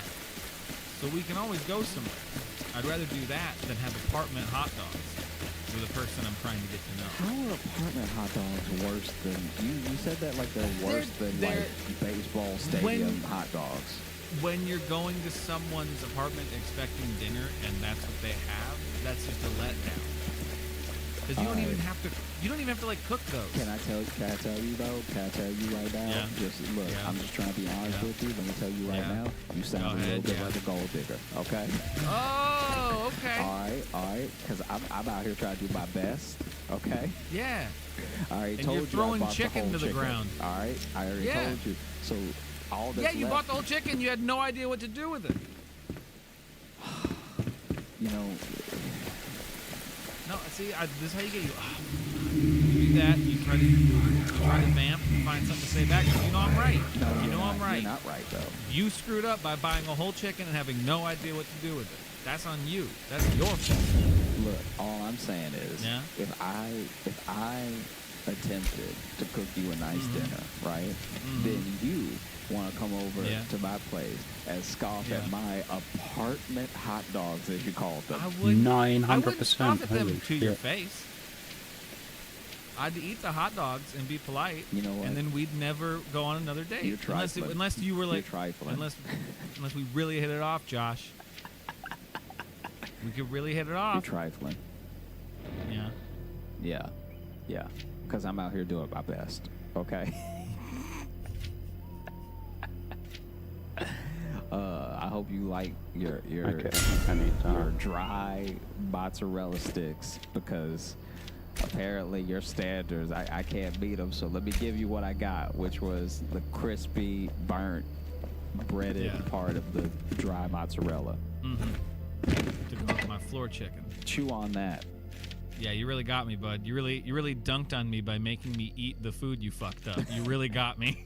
You really got me with that conclusion there, buddy. Yeah? Oh, you think you're so high and mighty? Eat this horrible thing I made. Yeah. You're a bad person. What does that even... I don't even know what you're trying to prove. Yeah. No, in real life, the date was fine, especially after I explained what happened. It was funny because after I explained what happened, there was this moment where what you're talking about should have happened, where this person should have scoffed at me and been like, wow, this guy does not have it together. But then maybe it was just the way that I described it. They acted like it happened to me. So then... Were they like, I'm so sorry? Yeah. Which is actually really nice of them. That is really nice. No, and I'm not saying they should scoff at you and write you off. I'm just saying you're going to start at a deficit if you invite somebody over for a nice dinner and then all you have is hot dogs. That's what I was trying to convey. Can I tell you, though? Is that the... Yeah. Because there might be some people who got married because of that, because of bad apartment food. Just this week, actually, my girlfriend went to go get a COVID test, and while she was getting her COVID test, it was like raining, and she was like had to stand in this line for a really long time, longer than it took me to vote, and it's pouring, and so it's like, man, if she doesn't have COVID, she's definitely gonna give me a cold, because this is not good conditions to say you're about to go in a medical facility, right? Right. And so then she texted me and she was like, hey, do you want to start dinner for me? What is it? Yeah, sure. Like, I tried to play it off like cool, like, hey, it's okay, babe, I got you, And then immediately after she sent that text, I panicked and I was like, what did we even say we were gonna have for dinner? So then I bought a whole chicken. Aerated pantry jar. Anytime Josh panics in the grocery store, just this. See, you trying to bring up old stuff. Yeah, old shit that we covered minutes ago. But then I started this curry, and I had watched her make the curry a handful of times, right? She's made it plenty of times, but I've only ever really paid attention a few times. And I tried to do it myself, and man, it was like, so basically she gets in the apartment, she's soaking wet. I feel so bad. And then she's like, have you started it? And in truth, it's almost finished, right? So it was wrapping up as she got back. But then I was like, listen, okay, I don't know if I burned the couscous or not, and I'm going to tell you, I started boiling the water, but the water won't boil right, okay? So then I tried to boil another pot of water, and I just had to pour that out. So maybe I'm trying to boil too much water, okay? But I chopped up the carrot, chopped up potatoes, got sweet potatoes in there. I did everything I was supposed to do, but the curry won't act right. And then once again, she was like, "Aw, it'll be okay." And then at that moment, the fridge just popped open and a chicken rolled out. Yeah, blood everywhere. Nails. Have I got nails? Where can I get nails? Can you imagine? Because that was the thing. It took me so long to clean up all that chicken. Like, it was, I bet. that, like, even if there were specks of blood on me, At the Maybe he beginning of the makes day, names. just look. I know what it looks like, but it's chicken, I swear. It does, and I've got no milk scraps. God damn it. Anyway, you just stay here. I'm gonna go clean myself off. Here's a cookie sheet of cheese. Yeah, I'm gonna clean myself Peel off whatever you want. You just stay right there. You don't move, okay? You don't move, because you might step You in don't chicken move. juices. Don't move.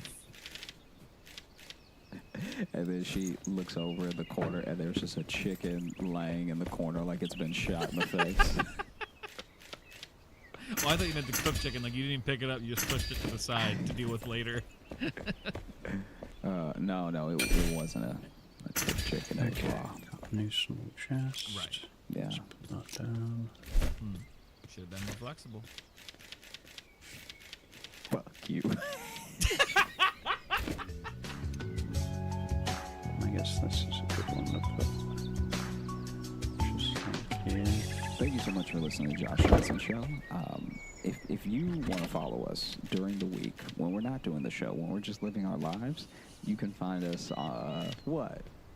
What? I just like that. If you want- That's true. No, I know, and I just like the explaining of if you want to follow us, not at this moment, but if you want to know what we're doing aside from this, no, it was a good explanation. It just I don't know, made me chuckle.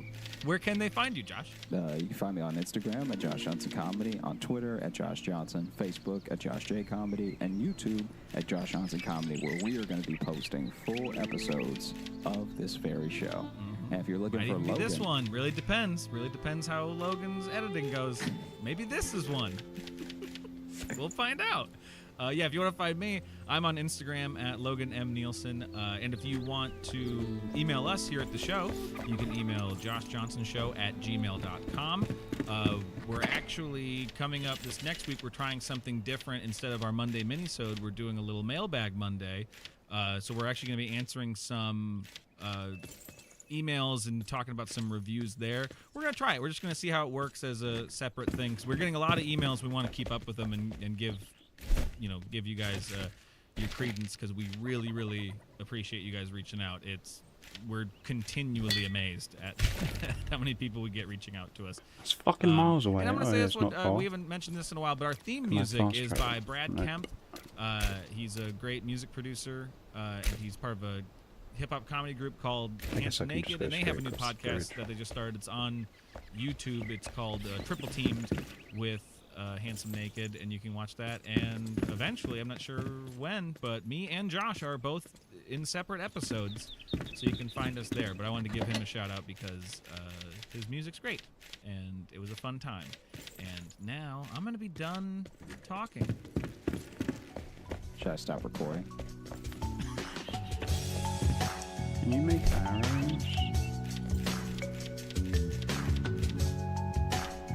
What is all this shit? Scrap pots and cups. Scrappy crate.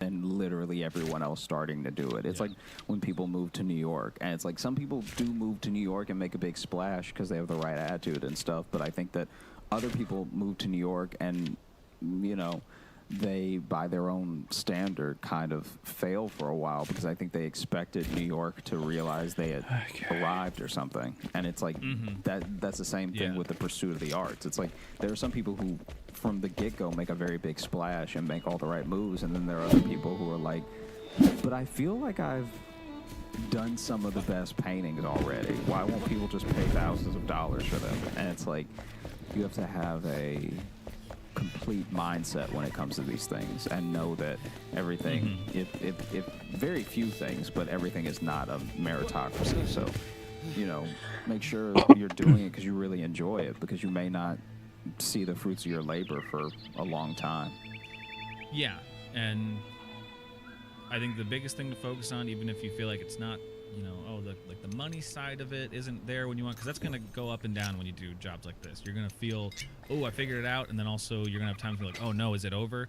You're going to have a bunch of those. At least, I know I have in stand-up. I don't know if you feel this way as much, Josh, but I always every now and then have my oh, crap, is it over? And then I find something else. The thing that always brings me back and keeps me working on it and keeps me pushing into it, and that always leads to me then having some success again and kind of upping my profile and everything, is I remind myself why I love it.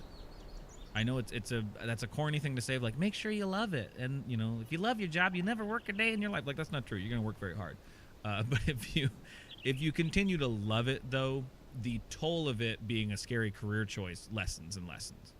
Because then even if, like, something's not a huge gig or not a huge opportunity or anything, if you have a really good time, that's what's going to stay in your mind, and that's what's going to push you to do more and more down the line. Yeah. Maybe that's a little too much of a touchy-feely answer, but, like, I don't know. That's something that always helps me in stand-up is when I go, wait a minute, why do I have fun doing it? Okay, let's make sure I'm having fun doing it. Yeah, and don't mistake things that bore you for things that are secure. You know, it's like anybody can lose a job. Anybody can, especially lose one of the jobs that people think are the most safe. You know, people lose those all the time. Companies downsize, they go bankrupt, they start automating. There's no safe job. You know, so I would say. So this tower doesn't appear to be Make sure, as you are working towards making your art, your career and everything, that you're actually getting good enough at it. Because, you know, like I said, I was willing to work at a grocery store for as long as it took while hustling at night, because I knew I wasn't good enough to just get paid to do stand-up for a while, you know? And so it happened quicker than I thought it would, but if it didn't happen as quickly, I would have kept doing what I was doing, you know? Yeah. And some great advice I heard, it was from, he didn't tell me, I heard an interview with him, but it was Terrence Winter, who wrote for The Sopranos and created Boardwalk Empire. And he just had this little piece of advice that stuck with me, where he said, when he was trying to be a writer, he also worked in production. He thought that was going to be a good, like, well, I'm already working in the industry, so therefore I can, then I can get my writing in there and stuff. But then he wasn't doing any time writing because he was spending all of his time on the job. And he said the best decision he made is he got a day job that was like in a mailroom or something. It was something that was very mindless, something that was just a task he had to do. And then his mind was saved all for his writing and stuff like that. And that's something I found is helpful. If I get a job like, oh, this isn't creative, it's not, tangentially related to my career.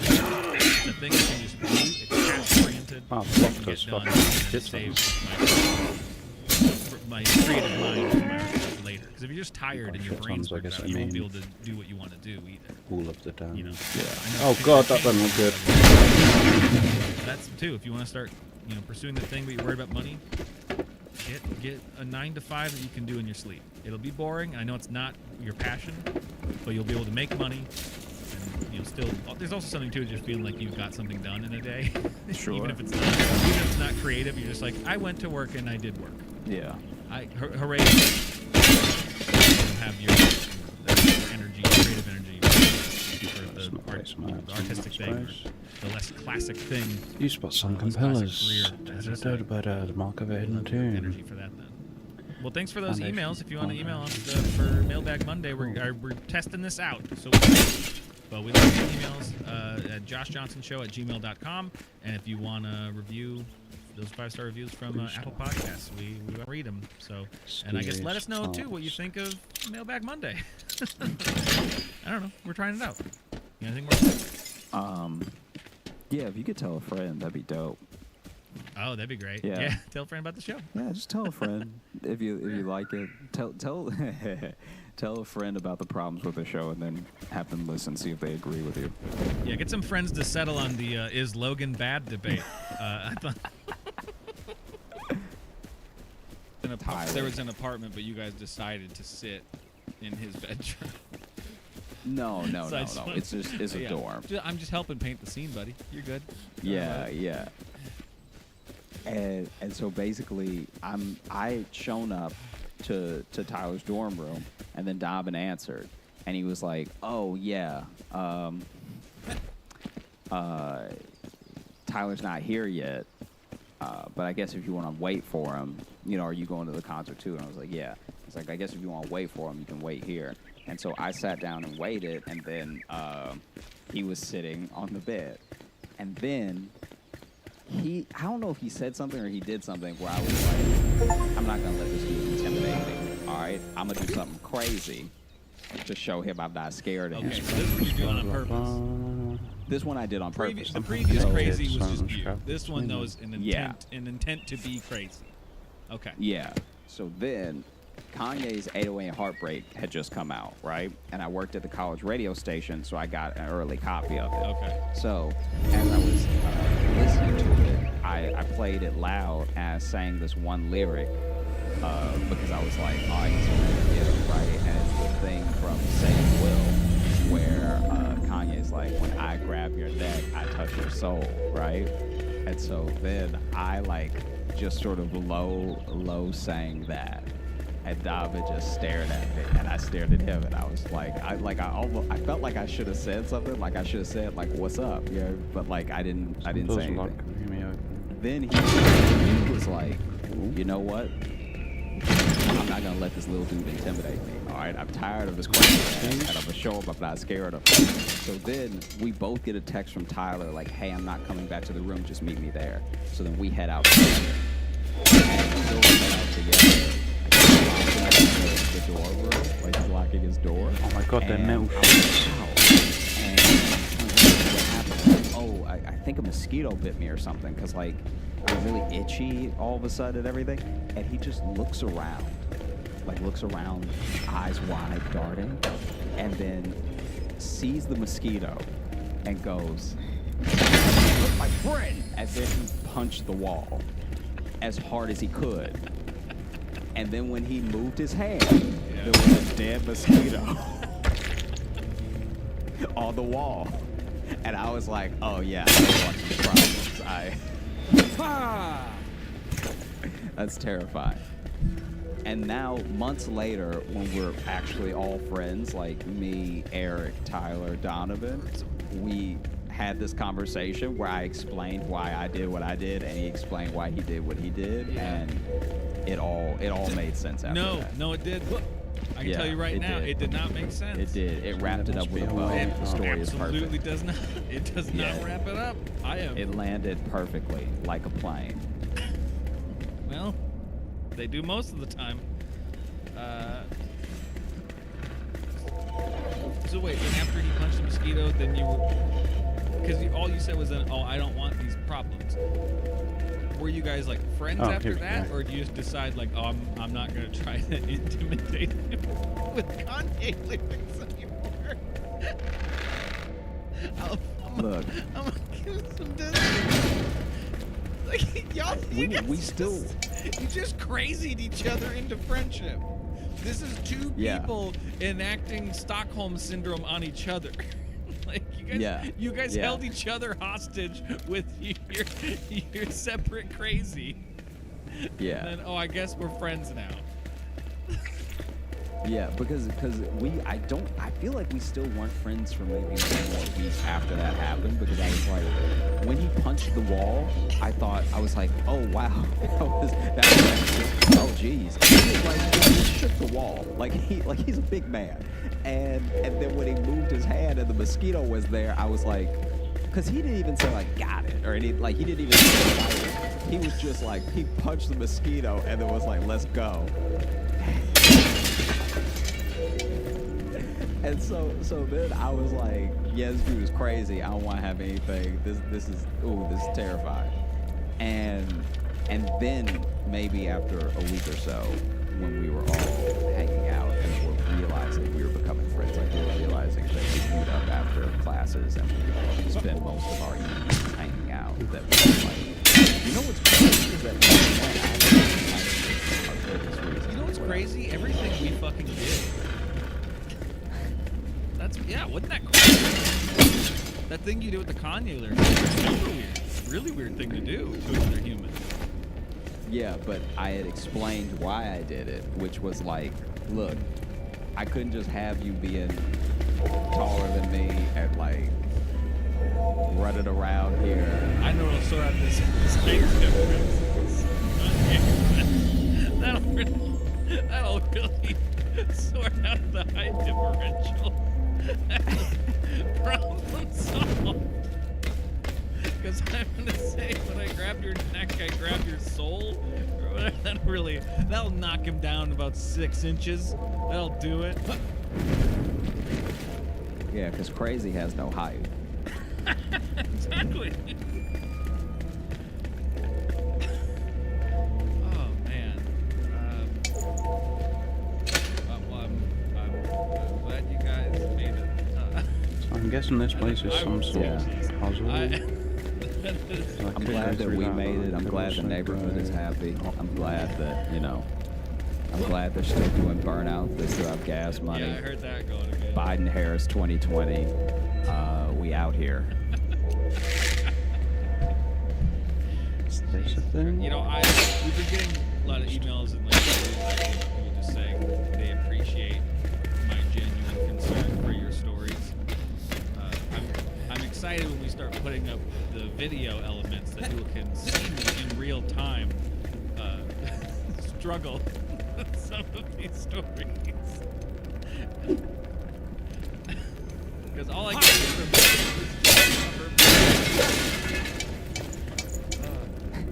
What is that? well, that's interesting. Have you ever?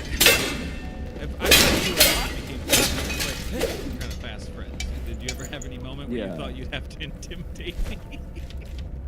Is there ever a moment you're like, I maybe gotta bring this guy down a peg with some dark lyrics?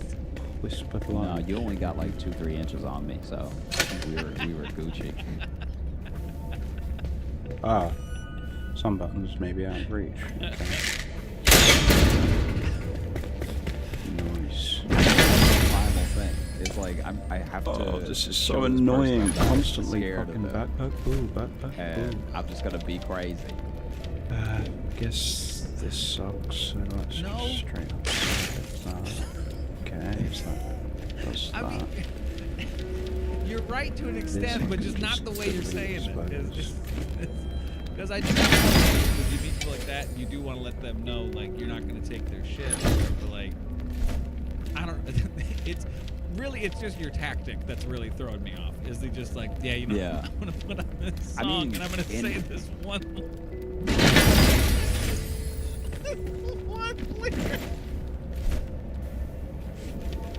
I'm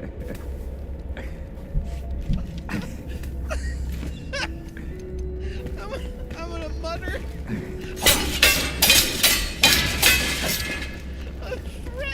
These don't seem to do very much damage. Oh god, no. Oh, that did me well bad. As I'm sitting in his dorm, I'm gonna go to his dorm room where he lives and feels safe, and I'm gonna mutter a threatening song lyric to this guy just to let him know I'm not scared of him.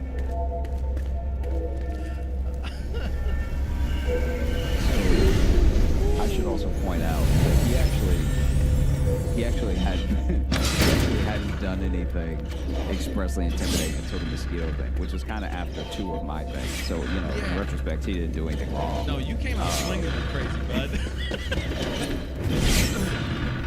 The first crazy was completely unintentional. Like I wasn't. I saw the thing and then I was shooken up by it. That was when you just had squirrel sex PTSD, so that's what happened there. It was like watching the documentary without David Attenborough. It's like nothing was cute about it, nothing was cool about it. It was just sex and murder.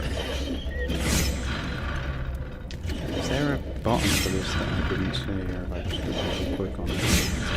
Just nature at its most primal.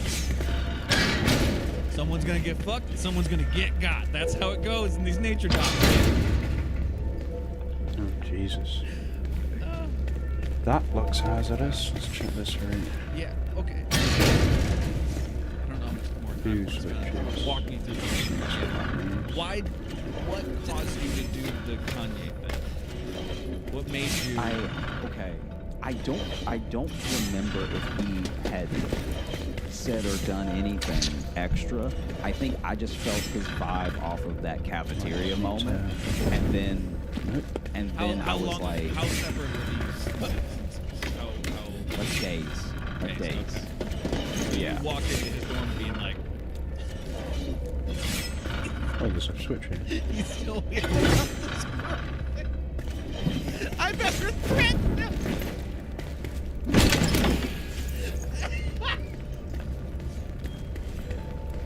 This is another switch somewhere. Oh, maybe I came off too strong before. You know, I know what'll fix it. This is all I'm saying. All right, I'm just. Jeez. Okay. Look, this is. You broke me with this one, bud. I don't know. It is. I was much like those guys racing around your block. This is just running circles in my brain, and it is continually fascinating me. So look, I was coming from a place where I wasn't going to his dorm room in my mind. I was going to meet Tyler to go do something with Tyler that I didn't even know Donovan was also going to do.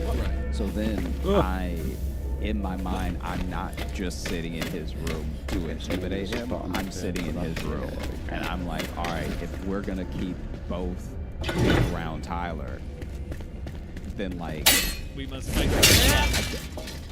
Yeah, I mean, I can't have you sort of like why there's so many treat me like I'm crazy. So let me be so crazy you won't say anything.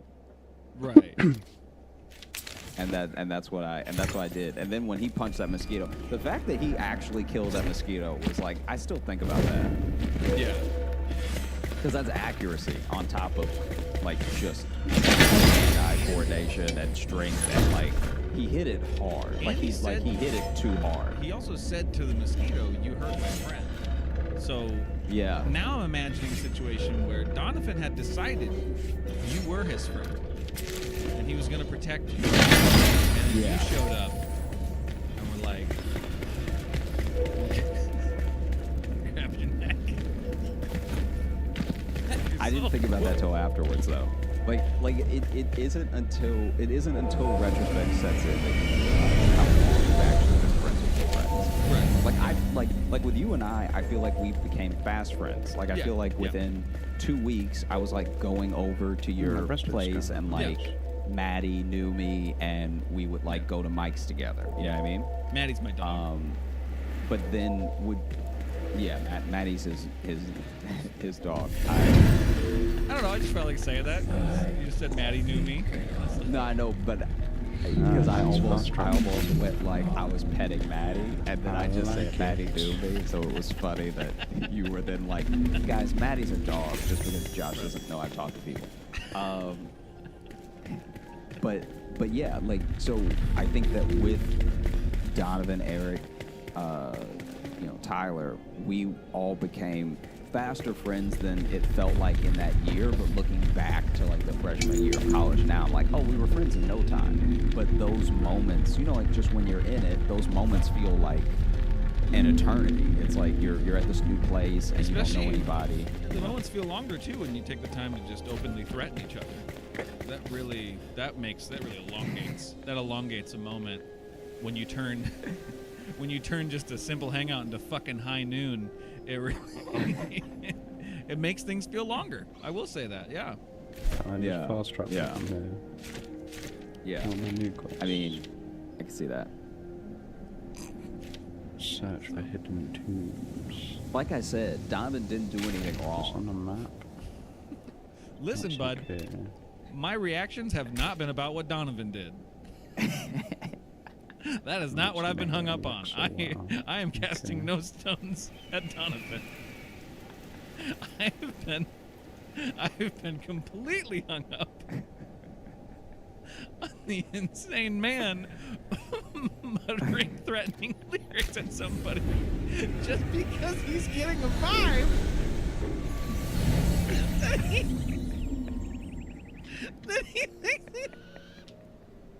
that he thinks he needs to pick a moment to be quietly crazy and threatening.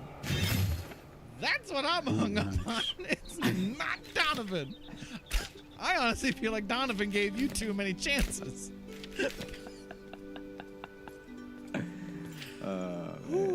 Hey! More available now. We're over an hour.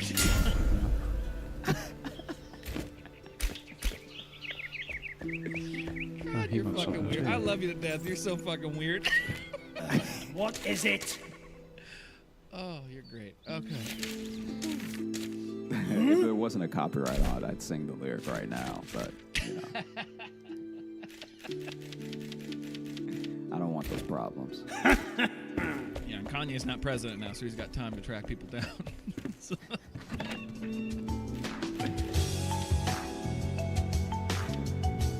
Thank you so much for listening to the Josh Johnson Show. I am so happy to be doing this podcast with one of my best friends that I became fast friends with, and not, in a weird battle over time and lyrics for us to figure each other out.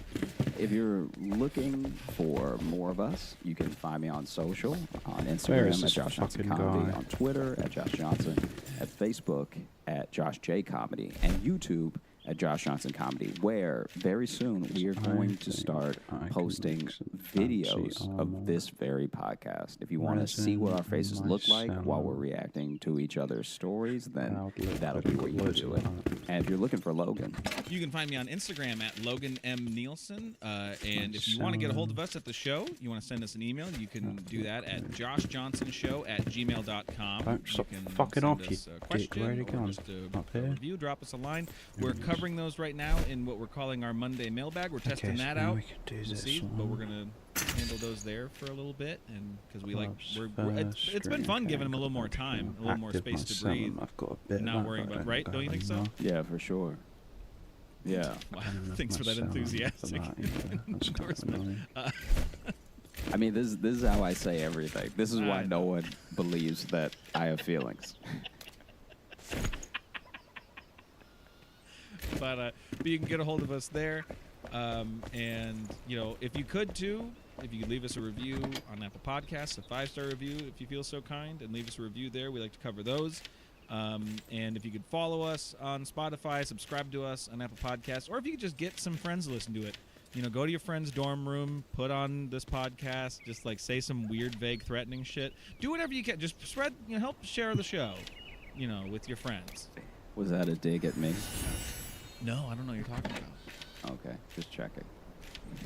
Yeah, no, we're good. It's a mosquito there. Don't fuck with me.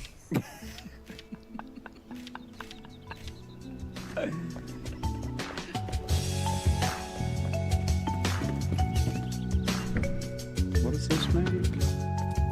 Chocolate.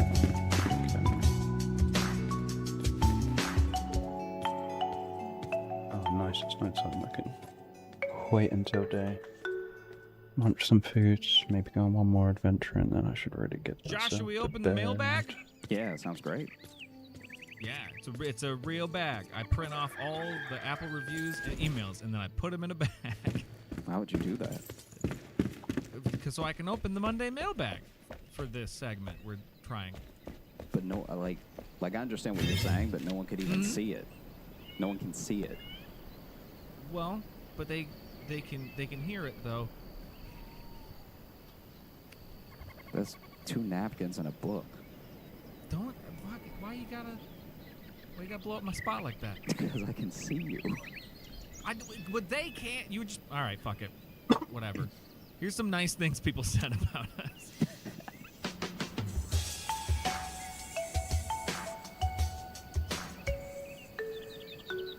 Here's a couple reviews from Apple Podcasts. Leave us a review there, and we like to read them. This one is from Natty Daddy 76. The title is "This Podcast Never Doesn't Make Me Laugh."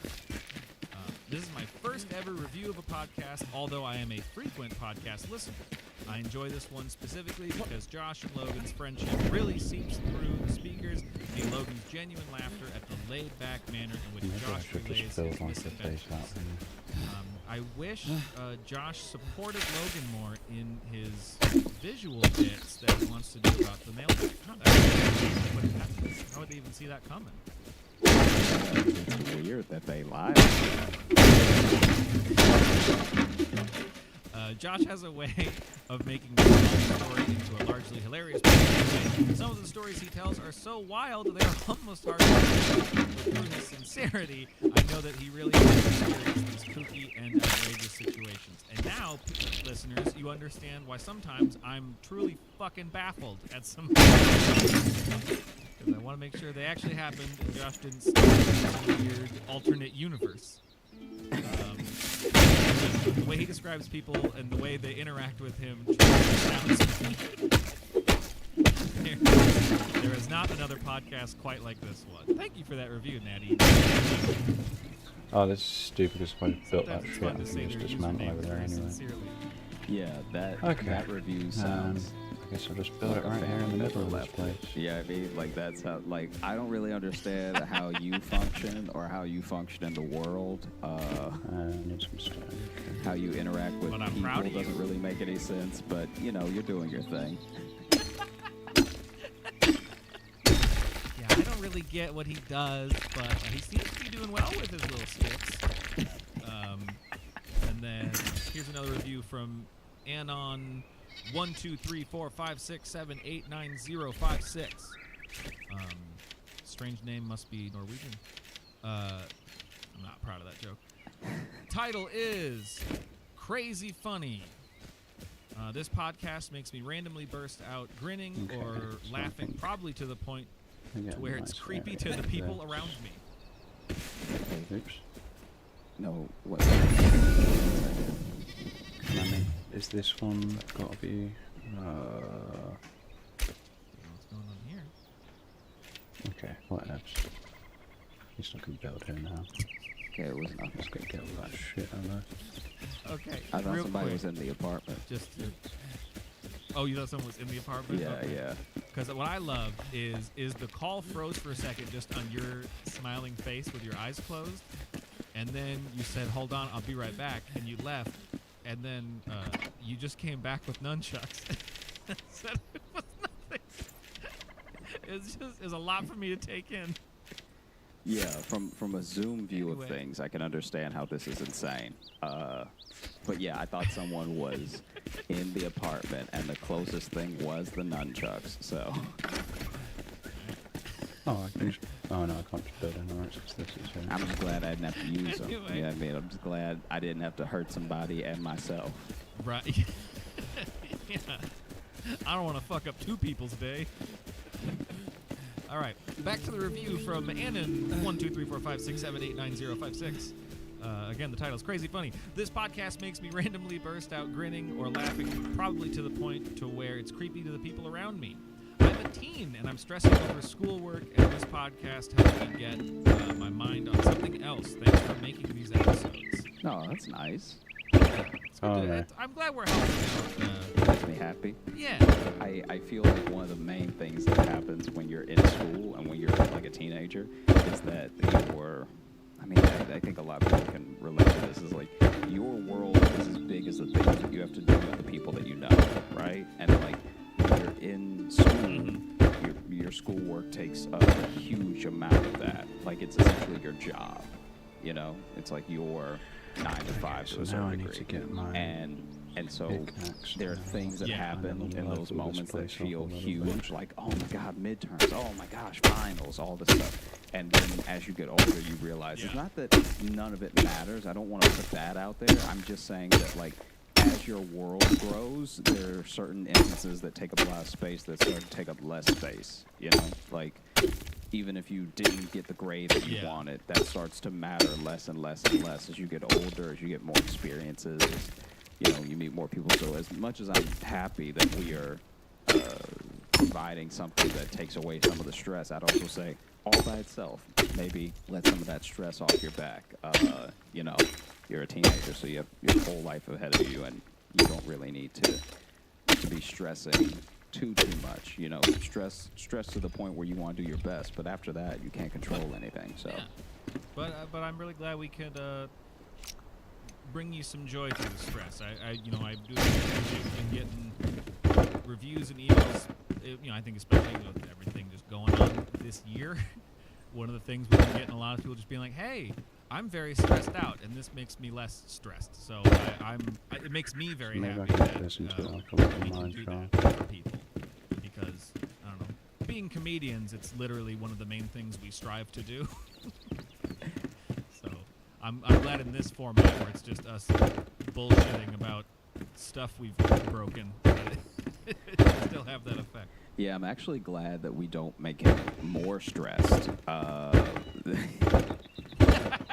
Worrying about me the way you do. Hi guys, listen. I'm getting ready for finals, and I just gotta say this show is really just stressing me the fuck out right now.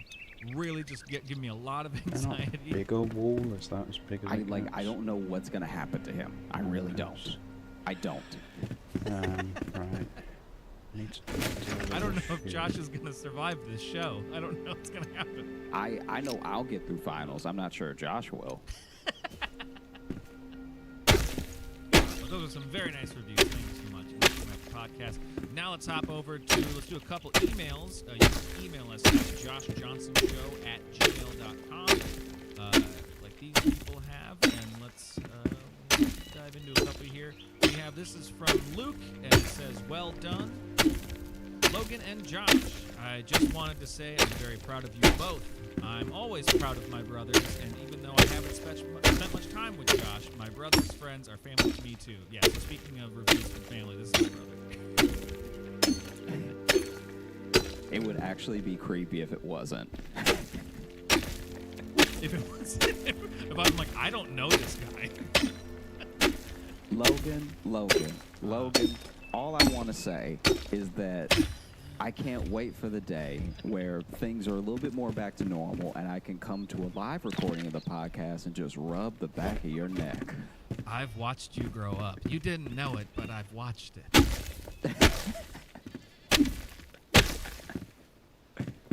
Yeah.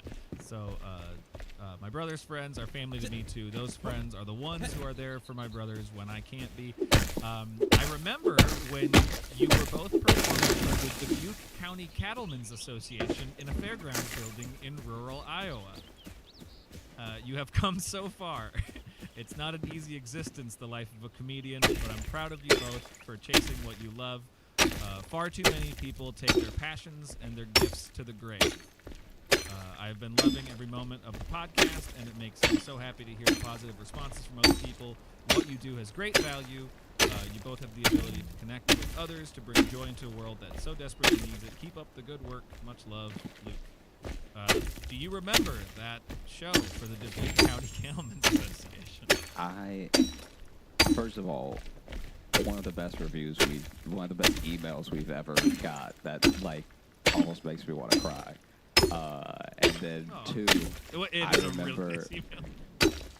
I remember the show. I remember the young lady who won Beef Queen. I remember it's seared into my memory. Yeah, I forgot about that. It's like it's the Cattlemen Association group. I don't know, it's like a fundraiser or something for this Iowa group of cattle farmers. And yeah, they dub one lucky young girl the Beef Queen, and man, I couldn't think of a more insulting thing to put on a sash. But she did have to do something. It wasn't like a beef sash. She like crushed it with something. She had to fight a cow, I think. I think you have to fist fight a bovine, and then you become Beef Queen. I'm not gonna lie though, if I saw somebody knock out a bison, I'd call them royalty, whatever they wanted to be called. But yeah, that was an interesting show because it was this big, well-lit fairgrounds building, and everyone was sitting at long tables, so half the audience was facing away from you because they put them on. Yeah. And everyone's just eating these big fucking steaks too, so people. Yeah, I remember. I feel like I bombed so hard. I remember that because I was definitely their like third black person. I feel like. Oh yeah. There's no way that. There's no way they were ready. Neither the crowd nor me were ready. Yeah. Well, because I remember there were some little kids who like really looked at you and you said, "Oh, I think I'm their first black person." No. And honestly, what did I just do? Probably Press not circle. wrong. Yeah, that was. It was not a great situation. I'm not trying to bash anybody. Just sometimes you do these shows and they're not set up well for a show because we were on these little riser stage at the end of it, and I was watching your set, and like just watching half the room just not paying attention. It was nothing because of what you were doing, just because it was a big ass fairgrounds. No. I was there to talk about beef or whatever. So then when I went up after you, I just walked around the room for like 40 minutes with the mic, just losing my mind. I just made it this crowd work marathon. I barely did any material. I just walked around. Luckily, there was a few just truly weird people. You did it right.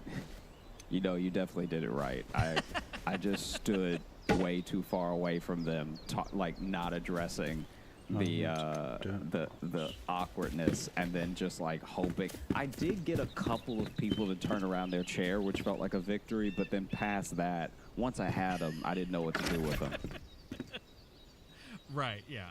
I didn't know what to do, and I was just walking around. I just started, I don't know, I just started grabbing people and be like, oh, what's your fucking deal? Come over here. Like, I was losing my goddamn mind. But I was watching you up there and just being like, oh, As soon as you stepped off the stage, I knew you did the right thing.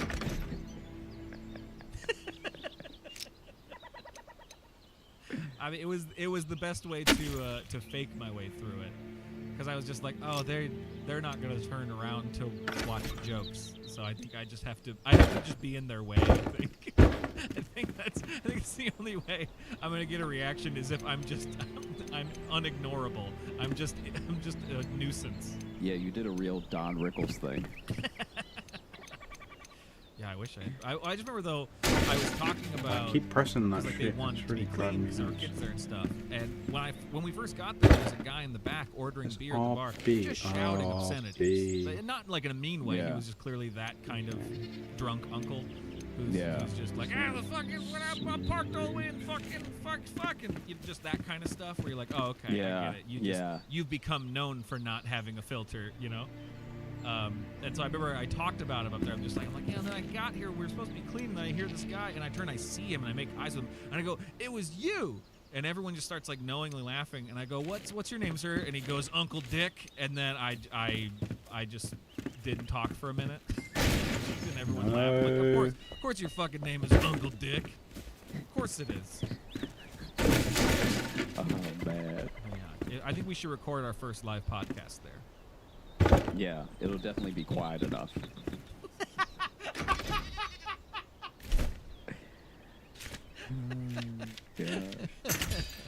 Wow. I've never heard a room that's both echoey and just so quiet. It's really interesting. You would think a room full of bodies would accidentally elicit some noise.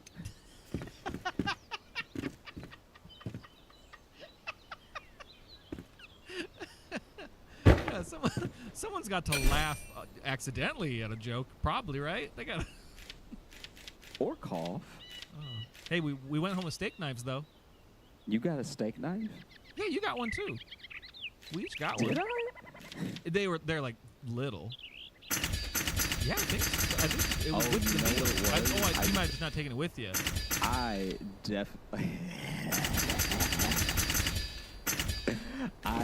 definitely didn't take it with me because I am their third black guy. The last thing I want is to just hope I can take some silverware with me.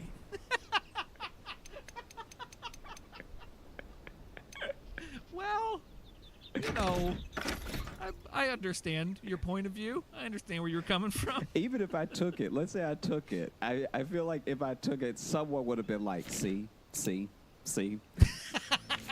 how they are? because the fact that that's even that didn't even occur to me as an option. I just thought that they handed me a very nice knife and a not a good enough fork.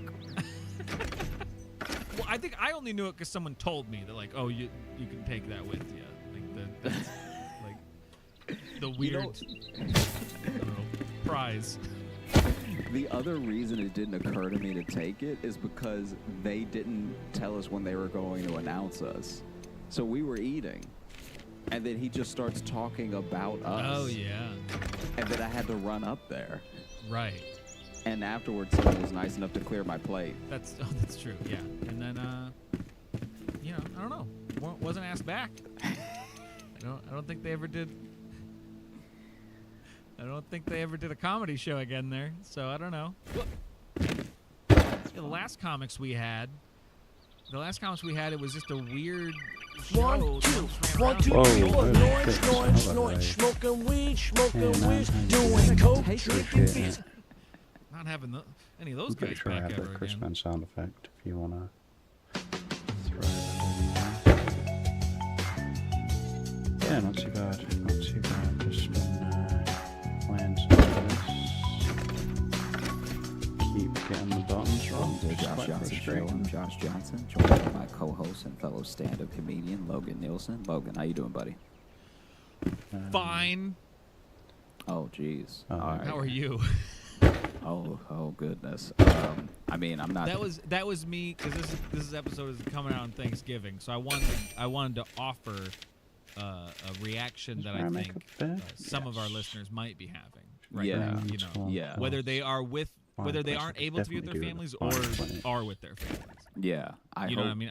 I'm sure there are plenty that are just like, I'm fine, grandmother. I hope that everyone's family cooks good enough to make the conversations they have at the table worth it. Ooh. Can you imagine? Can you imagine getting into it over bad potato salad? This is the year, man. This is the year some people quit family. You know what I mean? This is. I think this is the one. How is it that what's going into my mouth is as bad as what's coming out of your mouth? How does the food I'm eating taste racist? I don't understand. Let me tell you something, all right? I'll tell you this right now. This might be a bit controversial. I think some people, they may not like what they hear when I say this, but I will say that hate does make good food, all right? Hate, come on. You're just saying that because you like Chick-fil-A. No. Chick-fil-A is the bare minimum, all right? I'm talking about real unadulterated hate. Let me tell you. Let me give you a little history lesson on the hate menu. Okay. Yes. They had in the South during slavery. They had slaves cooking their food. Very good food. I can't imagine the slaves loved doing it. That right there is hate making good food. You know what I mean? You mash those potatoes a little harder when you hate somebody. Yeah. Do you think that's why a lot of then white people after that were angry slavery ended because their food no longer had seasoning on it? Yeah. I mean, I feel what the fuck? This was so much better then. This is also why you should have been teaching your slaves to read, because there would have been a lot of cookbooks that you could have benefited from.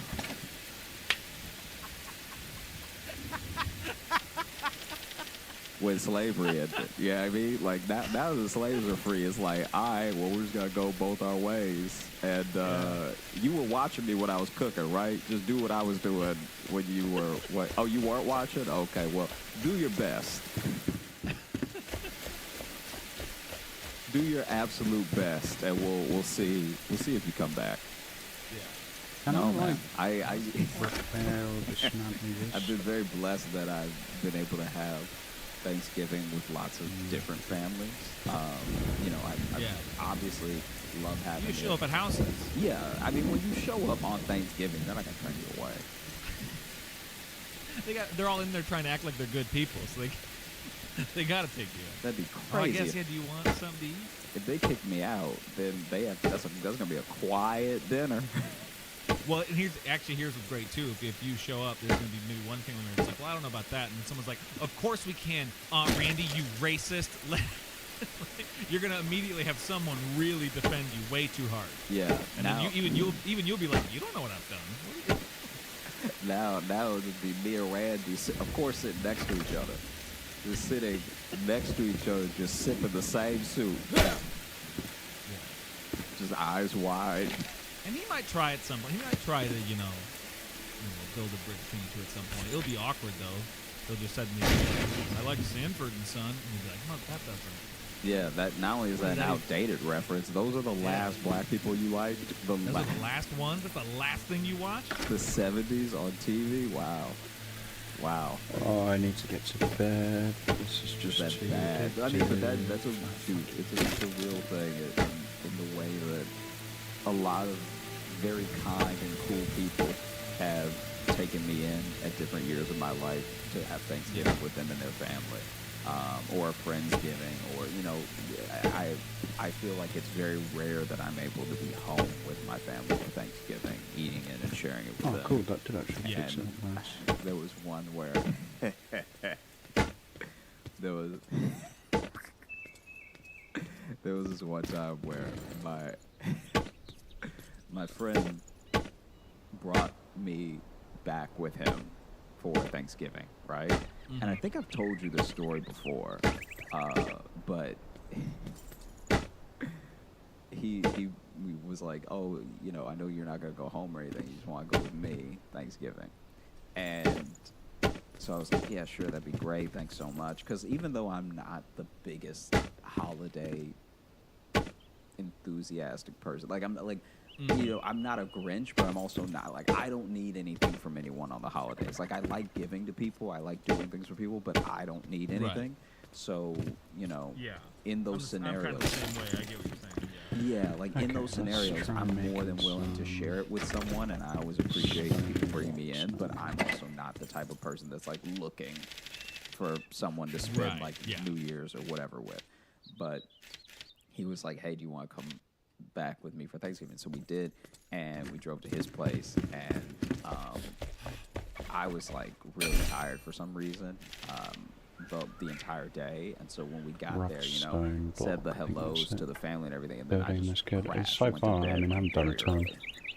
And I get up, and I come downstairs, and the dad is just glaring at me. It's pretty good. Right? Just like glaring at me hard. So far. And I was like, okay, that's a little weird. And in the back of my mind, I'm like, oh, is that like a race thing? Because you seemed fine last night. You like, did you sleep on it and then wake up in the middle of the night like, wait, a black guy's in my house? Like I don't know where this is coming from, In the middle of the night, he's like, wait a minute. Wait a minute. I just let him in and everything. Christmas! Oh, fighter of the night, man! Oh, champion of the sun! At me. And then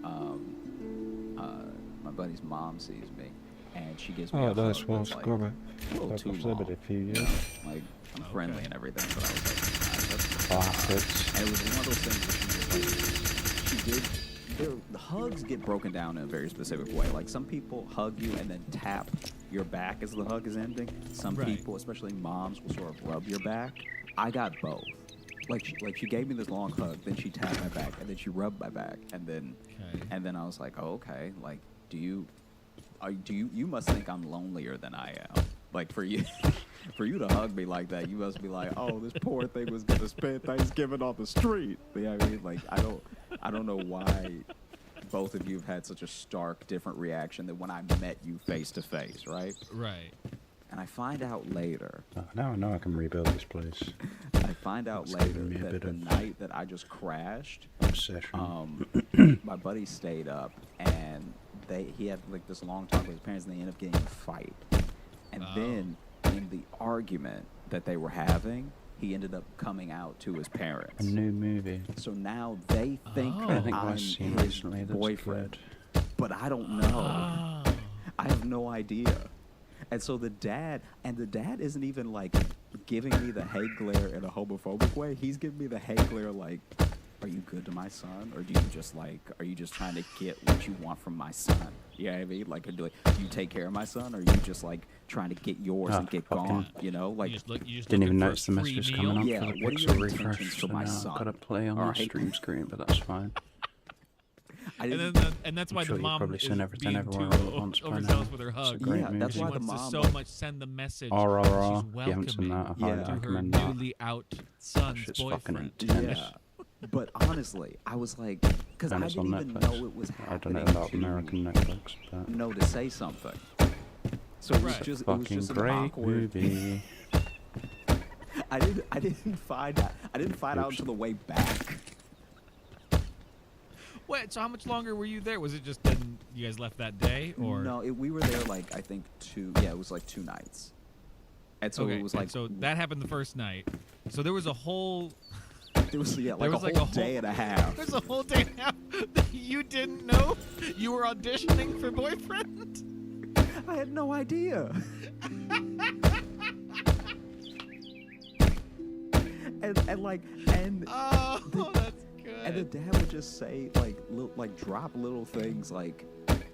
It's a long like movie. he was giving me the thing the classic thing that dads give the boyfriend with their daughter. He was giving me that. That's So definitely he would, one of like, my just all-time drop little favorite things when movies. we were like alone, which wasn't often. We weren't alone often in this entire like 2-day period. But at one point, he just turned to me. We're watching something on TV, and everyone was watching it. But at some point, him and his mom go to the kitchen, Right. and just me and him, right? Yeah. And then he's just like, I love my son, right?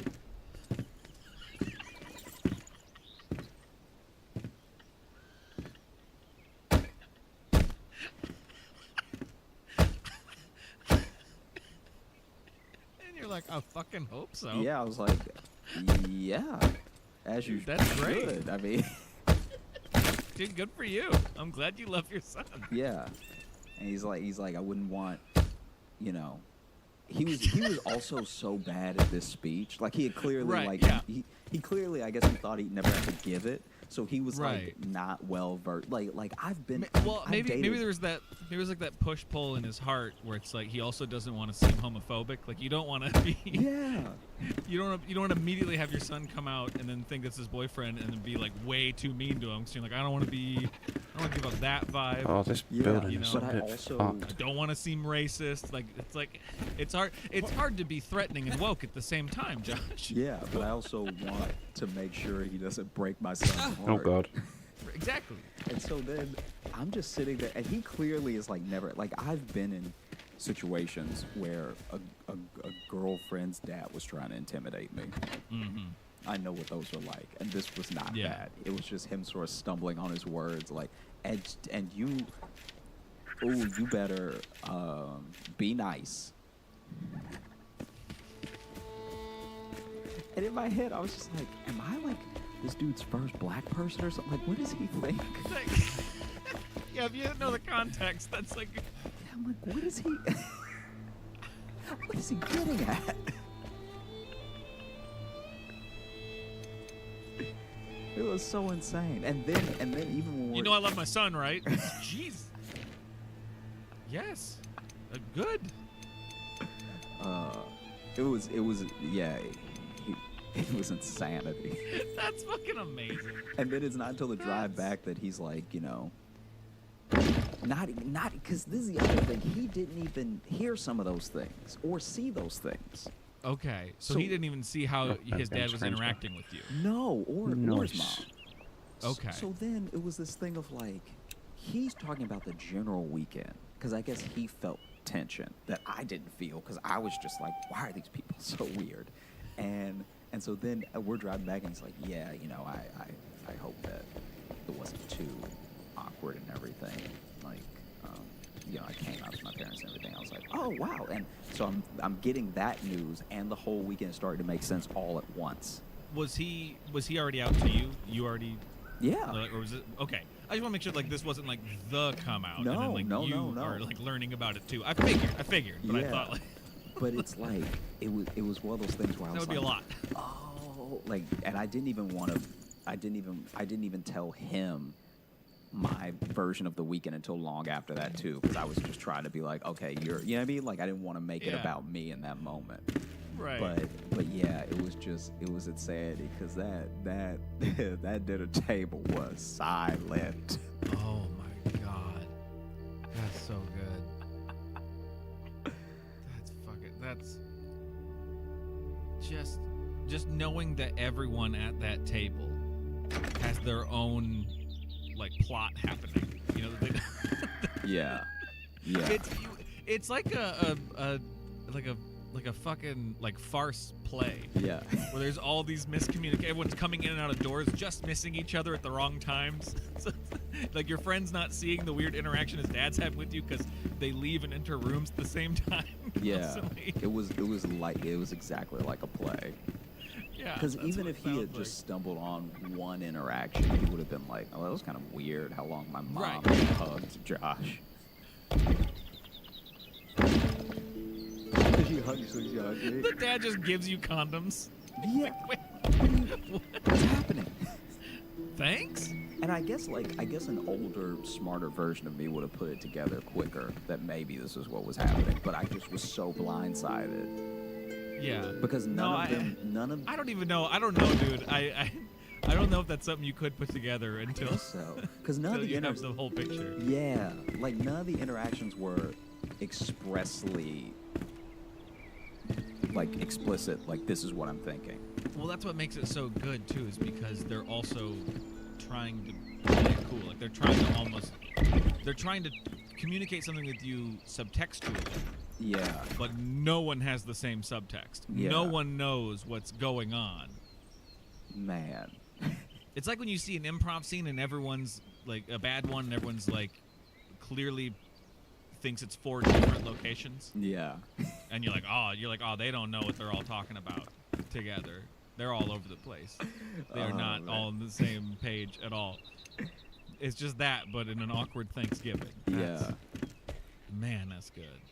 Dude, I also had so this one I was not there for. This is not my Thanksgiving experience, but I had a friend I had a friend in college tell me, because this happened to them when they were, going back home for Thanksgiving. And this was in the height of like Obama versus Tea Partiers and everything. So like the Tea Party had sort of risen up and become this thing, but then people were like, is this just a race thing, or is this like, and they're like, no, we're all about policy, all stuff like that, right? Mm-hmm. And so basically I went to college with this person who was... Man, it's fucked up that I kind of missed that time now. Isn't that weird? Yeah, isn't that odd? Isn't it weird that I'm like, oh, that sounds quaint now? Yeah, remember when there were just like 5 racist signs at a rally? Well, the fact that you said like everyone's like, is this a race thing? The fact that we actually got to ask the question, like, is the Tea Party racist? Instead now we're just like, oh shit, you really hate other people, huh? Wow, okay. So then basically they went home and they had done a bunch of like campaign for Obama and like stuff like that, and like campaigning for Obama in like Louisiana, so like kind of like this futile effort to a certain degree, you know what I mean, like exercise your voice and everything. And I'm always proud of people who are passionate about like policy and the future and everything, but also like come on.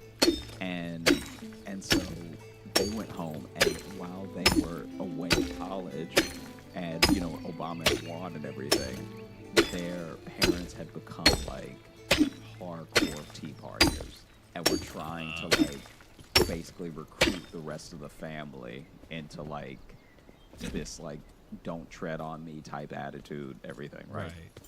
And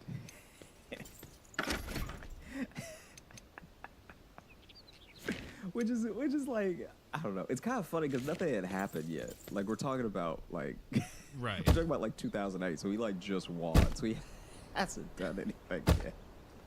And so technically they're not even like, I don't even know if they're technically fully Tea Partiers yet or anything. Right.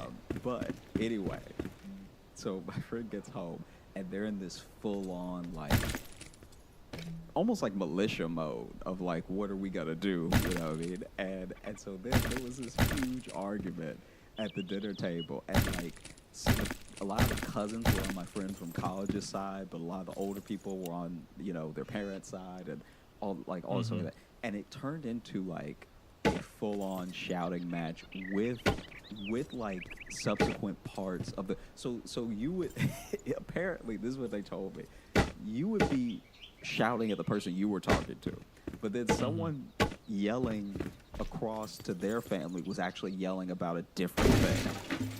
And the family was fairly big, so this is like, imagine a table of 26 all yelling.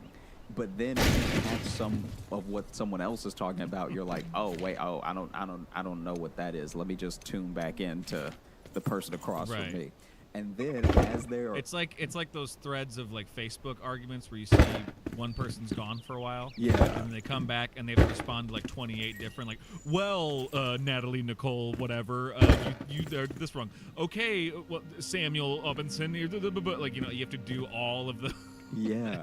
Where it's like, wow, okay, you're putting in the work. All right. So basically, they're having this full-on. No one is eating and everyone is yelling. And they've already said grace, like they should be tearing into it right now, which is why I said that thing before of like, I guess the food wasn't that good enough to keep anybody quiet. No. I guess somebody should have stepped their turkey game up. Yeah, Grandma died and didn't pass on the recipe. That's what happened to that family. Right? And so Grandma didn't write anything down. In the middle of this like huge argument with like 20 plus people, a pigeon full on flies through the window, breaks the glass, and like rolls across the table. And Jesus. Yeah, and it is pandemonium because I guess a couple people thought someone threw something through the window, so they don't even know it's a pigeon. A couple people saw the pigeon, so they just freak out and like jump up and everything and run away. Yeah. But then the pigeon, I guess the glass was too clean. And so the pigeon just flew right into, like swooped right into it. Well, he saw that he was trying to save his cousin on the table. Yeah, and then all the predators are distracted. He's like, "Now's my chance." The last thing you gotta do is enjoy my family today. Not if you're not enjoying your own. And so it busts through the window and gets glass like everywhere. Just on all the food, probably. On all the food, to the point where they all had to order Papa John's for Thanksgiving. And that's what you get. That's what you get if you ruin Thanksgiving. Just full on. Just can you get? And then how do you? There was an argument about which pizzas to get. Oh, of course there was. But you're ordering like 12, so you would think eventually everyone would get what they want.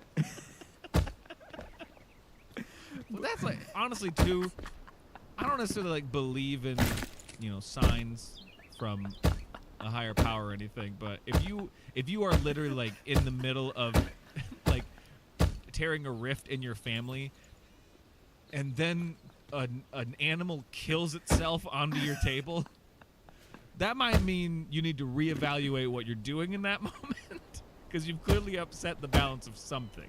Something is going on. I don't. God said enough, and fucking Randy Johnson fastballed a bird into your house. Which is ironic, because Randy Johnson hit a bird that one time, and it's one of my favorite YouTube videos. Anyway, keep going. You ever seen that video? It's the best. Yeah. Okay, just make sure you've seen it. That bird explodes. I fully do not envy at all the person trying to make their call when they were calling Papa John's. Because it's already Papa John's on Thanksgiving, so you're already dealing with a bunch of people who can't cook or whose plans fell through or who decided not to go to their family for Thanksgiving. But then you have this family in particular, which is like 26 people. And then you're like, okay, can I get 2 pepperoni? Like, no, don't get 2 pepperoni. You know we only need 1 pepperoni. But what if I want some pepperoni? And then and just every now and then the odd voice too, just like, Obama will destroy this country. Like someone's still on the old argument. I can't have gluten, you bitch. Yeah, dude, it was truly insane. I kind of wish I was there for that one. I 1,000% not too bad. That was because then you're also talking about so much. If it really is an argument down to the point where people are fighting over like which pizzas to get, you know that when the pizzas come, there's going to be problems. Because now it's like, well, not enough ranch cups. My wife and I ordered He's this hoarding pizza. the ranch. He's hoarding it. Jeremy won't share dipping sauces.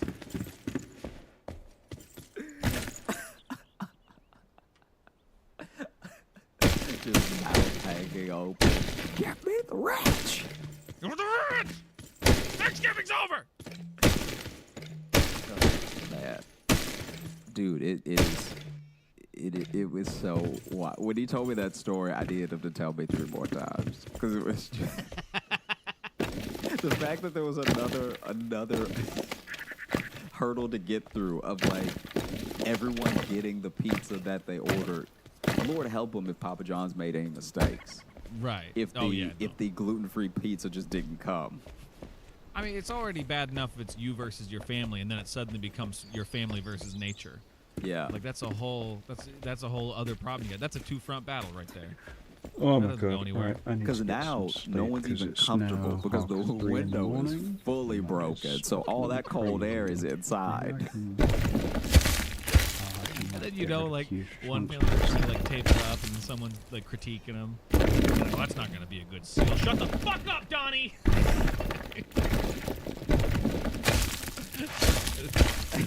Top to bottom, hate-filled Thanksgiving.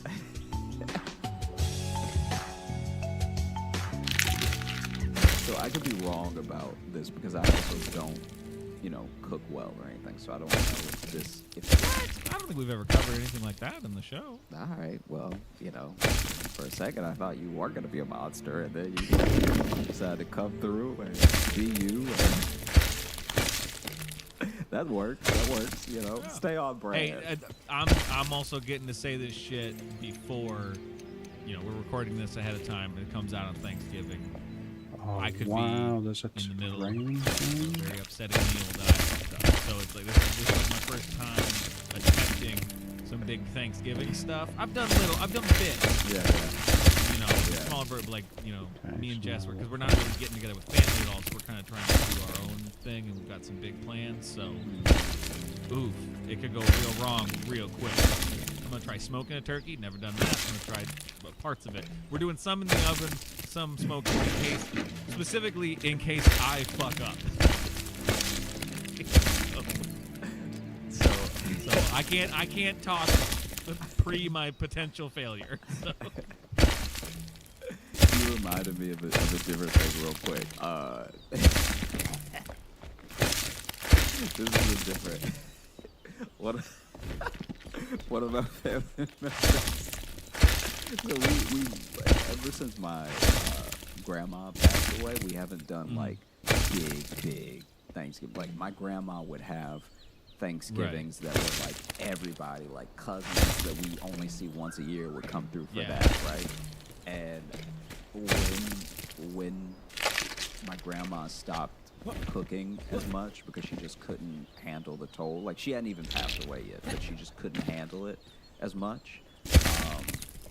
We started splintering off a little bit, and obviously my mom and I would still have Thanksgiving with her, my aunt, granddad, all stuff like that. But then some of the people who came through didn't necessarily be with us or anything. And I heard one story where they tried to fry a turkey, and it was like right as like frying a turkey was getting like really popular, just like dunking the turkey in that perfect sweet spot in between when like dunking the turkey was popular, but right before YouTube was popular. Like it's like in that. So we didn't know how wrong it was going yet. Yeah, like we didn't see firsthand how many people were messing it up. So that a lot how of many people were burning their fucking house down. Yeah, a lot of people were we making didn't have that stat yet. the exact same mistakes. Like just purely the same mistakes. To the point where the news, I remember that too. Our local news had to get on and have an anchor fry a turkey wrong just to show how dangerous it was. Like this dude, our news around here did that too. He fully just set a turkey on fire to be like, if you actually put too much oil and just dunk the turkey in like this, and it just burst the flames. What you need to do is you need to put the turkey in first, fill it with water, see where that is, pull the turkey out, and then wherever the water is at, fill it with oil to that. Yeah. That's how you do it. It was fun to see that on the news. The news to be like, here's how you cook this so you don't die, you idiot. Or lose all of your property. Like, so basically the story that I heard was that the patriarch of this cluster, right? What sorry, that wording. I'm trying to tell it in the most epic way possible because of what happens. What a weird way to say the dad, the patriarch of this cluster. I'm trying to. No, I appreciate have a it. nice You got a word lead up. You got a word a day calendar now, and so you're really trying to flex. I get it. Go ahead. Oh, you monster! So then, he's pregnant upon this fried turkey, right? Yeah. So then he hasn't watched that news segment hasn't come out yet. It hasn't. And so he's thinking, all right, all I need to do is get all of the grease boiling high enough that I fully cover the turkey. I don't want to make, you know what I mean? I don't want to have a situation where it's half cooked, a little frozen on the inside. You know, I just want to make sure my base is covered. And so he does everything you're not supposed to do. Like the oil is too high, the fire's too high, the little... The platform in the backyard is not stable. The turkey's covered in firecrackers. It's all wrong. Yeah, everything. Turkey's been basted with gasoline, with mercury, and so he dunks it in, and then like maybe 12 seconds later, his son just hears him yelling and coming around the corner of the house, "Run!" and basically, what a hero! Because the platform wasn't stable, not only did the whole thing catch on fire, but it's tilted now and it's about to go off like a bomb. Because now that it's tilted, the oily fire is spreading, and there's just this one pop. He just made a turkey cannon at that point. Yeah, there's basically this one, because now you have wood and a structure to hold this tilted thing. Yeah. Also, maybe don't make your platform out of just Luan, like just the most like flammable wood. I think it's technically a pyre. It's no longer a cooking situation. Yeah, that turkey was a Greek hero. This is now a turkey effigy. And so basically, it tilted and started burning everywhere. And I don't actually know the ballistics of how this happened. But but basically, because it doesn't actually. I haven't done the splatter test yet to see what. Like what I'm about to tell you doesn't make sense. That's why I say ballistics, because basically. No, I have theories of where this is gonna go, and I'm excited to hear. So he did his due diligence in making sure that it was on the backyard like lawn, far enough away from the actual house, like however many feet before you even get to the concrete of the patio, right? So in that he did a good thing, right? Okay. The house is not necessarily a danger, only because of the angle that the cannon he created is pointing. All right, he could have just blown up his house, but anyway, the way they heard one pop after the dad rounded the corner of the house and was like, "Run!"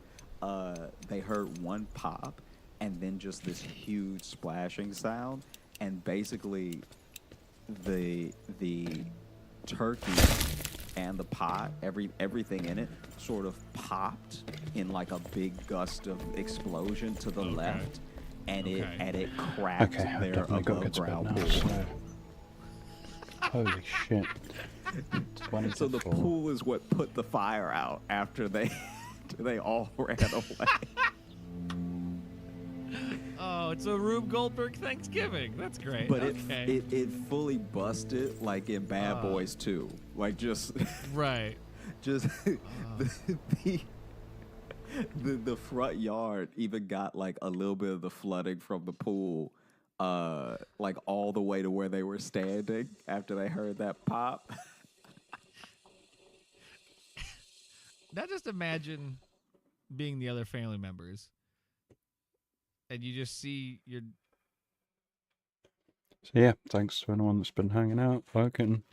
Thanks to Chris Man, especially for the raid. And everyone, feel free to like, follow, sub, all of that business.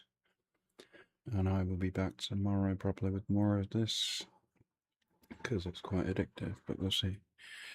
But for now, peace out. Why don't follow me?